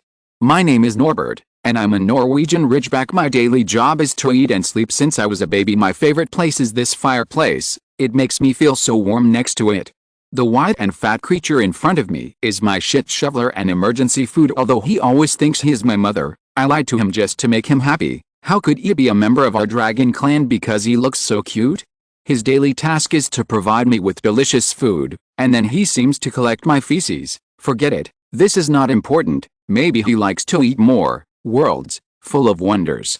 My life is very happy. I only need to eat, drink, sleep, and then perfunctory the shit shovel officer. He always asks me to do some silly actions. I just do it to make him happy. To be honest, I hope that this shit shovel can stay with me all the time, as if wild dragons have to hunt and shovel shit by themselves. It's too troublesome to think about it. Alice, Sleepy, The princess is still developing. She needs to sleep. What? Princess? Of course. This dragon is a serious female Norwegian ridgeback, and the shit shovel should be honored, because female dragons are much bigger than male dragons, and they are better at fighting, earning blood from shoveling shit. Looking at the sleeping fat fire dragon in front of him, Luren couldn't help feeling speechless. I really raised a grandpa. The life of this fire dragon is more comfortable than his own. In just 2 weeks, it was almost the size of a table, and even when it was asleep, there were clouds of smoke coming out of its nostrils. Luren felt that a bond with it was almost enough, and he planned to sign a contract with it in 2 days at the same time. The plan to release it into the Forbidden Forest is also on the agenda. After feeding Norbert with Hagrid, cleaning up its feces, and throwing the empty wine bottle and leftover bones outside the house, Luren dragged his exhausted body back to the Gryffindor lounge. Now that Norbert's appetite has increased greatly, he can already eat meat, and Hagrid has prepared many mice for him. At this time, Hermione, Harry, and Ron were busy reviewing in the lounge, reciting potion formulas, magic spells and their inventors, and the dates of various major historical events. It was less than a month before the final exam. Luren slumped into the armchair, slumped in it and didn't want to get out. If you put your mind on that matter again, I'm sure you'll fail. Hermione scolded Luren for being careless while sorting out her notes. Study? Fuck it. I haven't started studying at all. I can just take the exam naked. Luren put on a face that he used to use when he was in the 3rd year of high school, and rubbed his eyes with his hands, hoping that he didn't stay up all night yesterday. 2 heavy dark circles. Harry and Ron looked at each other, and Ron moved to Luren's side, with one hand propped on the table and the other hanging beside his body. He looked at Luren. Are you really going to take the test naked? Hermione hesitated to speak. Study is not for exams, but for being able to use magic spells. Luren looked upright. I'm not talking about you, Ron. Your ideological awareness really needs to be improved. Studying is for learning how to use magic spells, and not for exams. Hermione on the side lowered her head in shame. So Luren's ideological realm is already so high. The distance between me and him seems to be getting farther and farther. When can I catch up with him?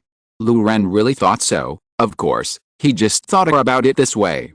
He felt that Hermione had made a big fuss, and the first-year courses were not difficult, and to be honest, the grades were of no use to the 3 people in front of him. It's fine if you don't fail a course. Of course, he still made some insignificant efforts in order not to fail the exam, but it can't be said to be a naked exam. Snort. Harry on the side snorted coldly. Since Luren was obsessed with obsession, he and Ron had no choice but to do so. He took out a bulging school bag, and Luren's expression changed. What is this? Why did you suddenly take out a bag? Harry sneered. What is this? Isn't this your school bag? What is my school bag? You have seen my school bag before. It's not like this. Luren kept an innocent look, and was still trying to resist, but it was a pity that Harry and Ron came prepared. Harry opened his school bag and tipped it down. A large pile of parchment and notebooks poured on the table. You said that the school bag is not yours, so this note is not yours either. Harry had a playful look on his face. He and Ron had already sensed something was wrong. This Luren seemed to be content with completing homework on weekdays. But Ron went to the bathroom one night and found that he was using the lighting technique to read under the covers. It was only later that the two of them discovered Luren's shocking secret. This guy said on the surface that he was not prepared at all, but in fact he studied very seriously. Of course, they misunderstood Luren a little bit. What Luren read in bed was indeed about fire dragons. As for things like reviewing, Luren said that this is not a tradition. The cultural difference is the cultural difference between the East and the West. Who made Luren say before the exam that if he studied hard, he would usually fail the exam? Not mine. Harry, who is this? Who stuffed so many notes in my bag? Who? You admit that this is your school bag? Harry suddenly interrupted Luren, who is already extremely guilty. Luren, I've been tricked. Hermione walked over and looked through the pile of things, including the notes of previous seniors, the real questions from previous years, the essence of the notes summarized by Luren. Luren stretched out a finger tremblingly. I haven't read any of these books. It's too late. I haven't read any of them. They're brand new. I'm a scumbag. I'm afraid of failing the exam. Don't talk about it. People like you, Ron, and I can see through it. Hurry up and hand over the essence of the notes. Luren took out a roll of parchment dejectedly. In fact, he would share these things a week before the exam. It is not beneficial to brush up the questions and memorize the essence too early, of course, he just couldn't help it. I did all the real questions from previous years. Who made the first grade questions in the magic world so easy? As long as there are few math problems, he will not be interested, especially the topic of history of magic. It's so simple and outrageous. Can you imagine? There are no subjective questions in the history questions, almost all choices and filling in the blanks. How can you bear this kind of problem in front of you? When he was in the third year of high school, he liked to decompress the history questions of comprehensive essays, and he always got full marks. Hermione watched from the side with mixed feelings. Good Lou Ren, so you have learned so much secretly, otherwise, I also. She clenched her little fist. From this moment on, Hermione changed. End of this chapter. Chapter 149 First Grade Final Exam. In the following days, the academic pressure seemed to be linked to the weather temperature, and the pressure and temperature increased simultaneously. Harry and the others didn't even have time to think about the safety of the Sorcerer's Stone. However, the Philosopher's Stone seemed to have nothing to worry about, and Lu Wei was still alive and well behind the locked door. It was a miracle that Lu Ren and the others finally completed Hermione's review plan. Finally, the exam came. Exams in the magic world are slightly different from those in the non-magic world. They have specific scores, but they also have corresponding levels. Grades are divided into 6 levels: O excellent, E good, A pass, P poor, D very poor, T very poor. The last grade is considered a hidden grade. No one in history has ever obtained this grade, named after the initials of the troll in the OWL exam. The full score of each subject is 120 points, 110 or more is O, 60 or more is pass, and 90 to 109 is good. In some subjects, in addition to the written test, there are also practical operations, such as charms, transfiguration, and potions. Harry and Ron walked into the examination room with the mentality of beasts. After all, Hermione and Lu Ren's review status was really horrible. In previous years, they could get an O grade every time. Ron doubted that the two of them really memorized all the textbooks. Comparing with the academic odds, Harry and Ron are super good. They once wondered if they were not suitable to be wizards. Fortunately, after the exam, they discovered that the two of them are actually not bad. More specifically, they are both really good. Whether the test is good or not depends on other people to set it off, and the results of other little wizards are hard to say. Some little wizards even put all their hopes on the high-priced automatic answering quill, but when they arrived at the examination room, they were stuffed with an anti-cheating quill by the professor. But he has nothing to be sad about. According to Fred, the quill can only automatically write the answers. He knows Lu Ren's first thought after hearing the news was, this thing can definitely be on the list of funny inventions. If I know how to write this question, what is the use of your automatic answering quill? After evaluating the scores, Ron even boldly estimated that if he was lucky, he would get an O in the written test of charms and herbal medicine, and he would definitely pass the written test of potions, and his transfiguration was also hovering around good. This gave him great encouragement and confidence. Lu Ren thought about it in his heart. It seems that he didn't deduct points. After all, several subjects are all filled in the blank questions, which is not too difficult for him. The next practical test is very interesting. Potions is about the preparation of amnesia potion, which is a simple potion that can make people forget their memories for a period of time. But the irony is that some young wizards have forgotten the procedure for mixing the potion of oblivion. Snape mercilessly sneered and said, I should really give you an excellent. After all, you can have the same effect without taking the forgetting potion. This is simply a miracle of potions. Not only is Snape extremely mean in his words, he also likes to walk around in the examination room. In fact, it is to prevent some young wizards from blowing up the examination room, but his sight and the breath that almost sprayed on the young wizard's neck really make people feel uncomfortable. This group of rookies is even more nervous. But to Lu Ren, this difficulty was nothing. He basically knew all the potion formulas in the first grade by heart, not to mention the potion ingredients placed on the table were already a great reminder. This potion requires a total of 3 main ingredients and 2 standard ingredients. This ingredient acts as a buffer in the potion, and many potions are prepared with more or less additions. Making the standard ingredients is the difficulty of mixing the forgetting potion, but Snape directly provided the standard ingredients. There are only 6 choices for the main material, 3 of the 6 choices, and there are 2 unsuitable options. Lu Ren really can't figure out what kind of person would add Bezoar for detoxification when mixing the amnesia potion and White Fresh for trauma. So Snape's first-year potions exam could not be said to be a release of water. It was simply a release of the Pacific Ocean. Anyway, Lu Ren saw that Snape drew a circle on the notebook after observing his potion for a while. The circle must be oh, excellent, it can't be 0 points.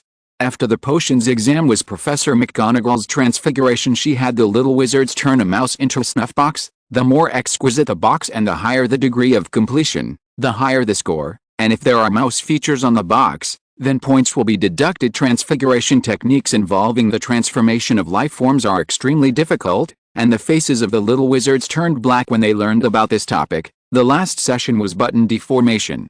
The result was naturally tragic. Except for Hermione, who completed it successfully, the other little wizards including Lu Ren had more or less problems. If Lu Ren's snuff box is scratched twice, it will tremble slightly, and eventually turn back into the shape of a mouse.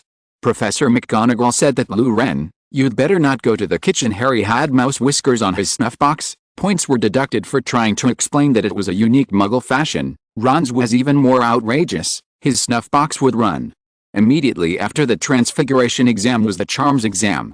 Professor Flitwick asked the little wizards to walk into the classroom one by one, and then choose the difficulty of the exam. He put a pineapple on the table. Professor Flitwick was especially fond of pineapples for some reason. Little wizards can choose from 2 levels of difficulty, either make pineapple tap dance across a desk, or make it sing, off-key as or loud. In fact, the latter is simpler. After all, the little wizards only need to make the pineapple howl twice to count as singing. Lu Ren observed for a while, and found that most of the first-year students could pass this exam, because every little wizard looked very happy when they came out, which was completely opposite to the transfiguration just now. Next, Lu Ren.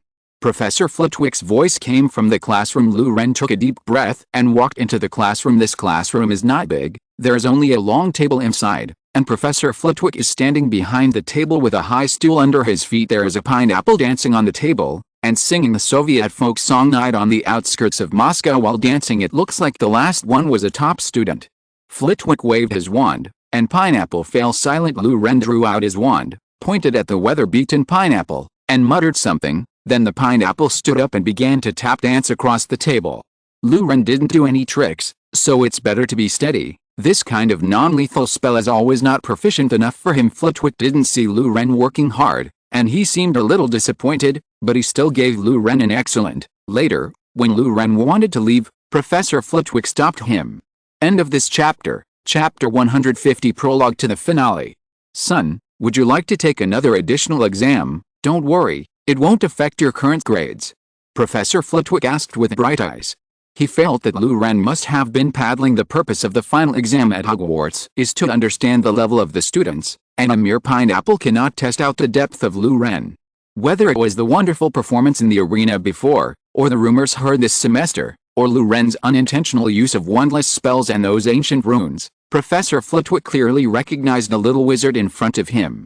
Has a unique understanding of spells. This understanding is not only far superior to his peers, even most adult wizards do not have this talent. Lu Ren paused for a moment. He probably guessed Professor Flitwick's purpose. He couldn't help but smiled wryly. Professor, you think highly of me. I'm very partial in spells, and what I'm best at is the explosion spell, and this kind of life magic is my shortcoming. My pineapples don't have so many bells and whistles because this is already my limit. Except for some special aspects, I am just an ordinary little wizard with a little effort, that's all. Professor Flitwick laughed. Child, no one is omnipotent. Even Professor Dumbledore has his own shortcomings. A wizard's life is actually very short, and he can be proud of himself if he can thoroughly study a single magic. Come on, let me see your best explosive spell. Lu Ren thought for a while, then waved his magic wand. The explosion spell he released this time was extremely slow. First, he used magic power to draw a lotus flower in the air. Although it was a bit abstract, it still looked like a flower at least. Then he squeezed the magic power as thin as possible, filled it in the middle of the previously outlined petals, and finally used a flame spell to ignite the flower. In an instant, a burning red lotus appeared in the center of the classroom, and the heart of the lotus was still empty. Lu Ren cast another explosion spell, formed it into a small ball, and stuffed it into the fire lotus. At this point, Lu Ren's head was covered with a thin layer of sweat. The energy and magic power needed to maintain this fire lotus was beyond Lu Ren's imagination. When it was finished, Lu Ren didn't dare to be careless. He slowly pushed the lotus towards Professor Flitwick. Professor, be careful. Lu Ren squeezed out these two words from between his teeth. Flitwick didn't dare to neglect either. God knows if this classroom can still be used for exams after the lotus flower bursts. He pulled out his wand, waved it twice, and put several layers of iron armor curse beside the fire lotus, so that Lu Ren cut off the control of the fire lotus, and then continued with his magic power. The lotus is slowly burning Professor Flitwick's magic power in a transparent cover. It's great, you can do this. Cryfinder adds, points. Then Lu Ren was invited out by Professor Flitwick. Remember to read more after the holidays. If you want, you can come to the school to participate in my project. During the holidays, I have a project to study the relationship between magic power and spells.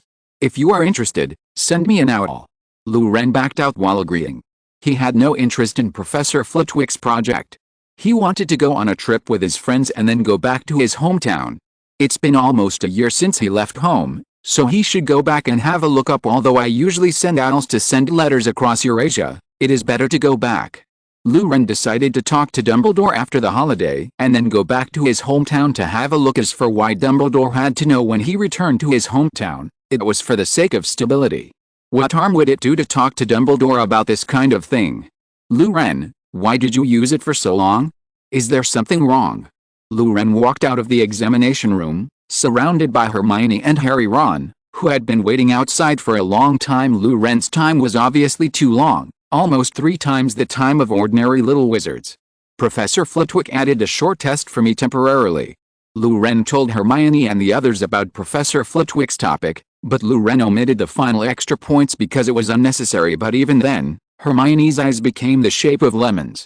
It wasn't long before it was Harry's turn. Among the 4, Hermione's G is the most advanced, followed by Lu Ren's L, Harry's P, and finally Ron's W. When he walked into the room, Harry's gaze was immediately attracted by the fire lotus flower. Lu Ren said what he had conjured up, but the beauty of this lotus flower was beyond Harry's imagination. A beautiful but deadly flower. This is how he feels about this lotus. Although Harry was taken aback, in the end his practical exam in charms landed smoothly. There are no practical exams after charms. Facing the first magic practice test in their lives, they all passed the test. At least they didn't make any big troubles. Then only the history of magic remains when they answer questions such as the name of the wizard who invented the automatic stirring cauldron. The following options are not part of the Werewolf Code of Conduct. They are freed, and they can easily play for a week until the results were announced. The Academy Cup was awarded, and everyone went home. Oh, and there's a Gryffindor Ravenclaw Quidditch match, the one that will determine the Quidditch Cup. Slytherin is currently leading, but if Gryffindor can beat Ravenclaw by a big score, then they will overtake Slytherin. They strolled slowly on the lawn outside the castle, walked to the lake, found a shady place to sit, and watched the Weasley brothers and Lee Jordan fiddle with the tentacles of the giant squid from the Black Lake. The weather was so good, so much so that the squid, who loved diving on weekdays, floated to the shallow water to bask in the sun. Ron took out a bottle of cool pumpkin juice and handed it to Lu Ren. "Come on, Brother Lu, please drink ice juice." Lu Ren? He took the juice with half belief. "Well, you Ron, if you have nothing to do, you can either rape or steal. Tell me, what do you want to do?" Ron chuckled. "Well, why did you go to Hogsmeade? Can you tell me?" "Go and ask Fred." Lu Ren didn't really want to reveal it. After all, going to Hogsmeade Village was too risky, and it would be troublesome if the professor caught him in the shop.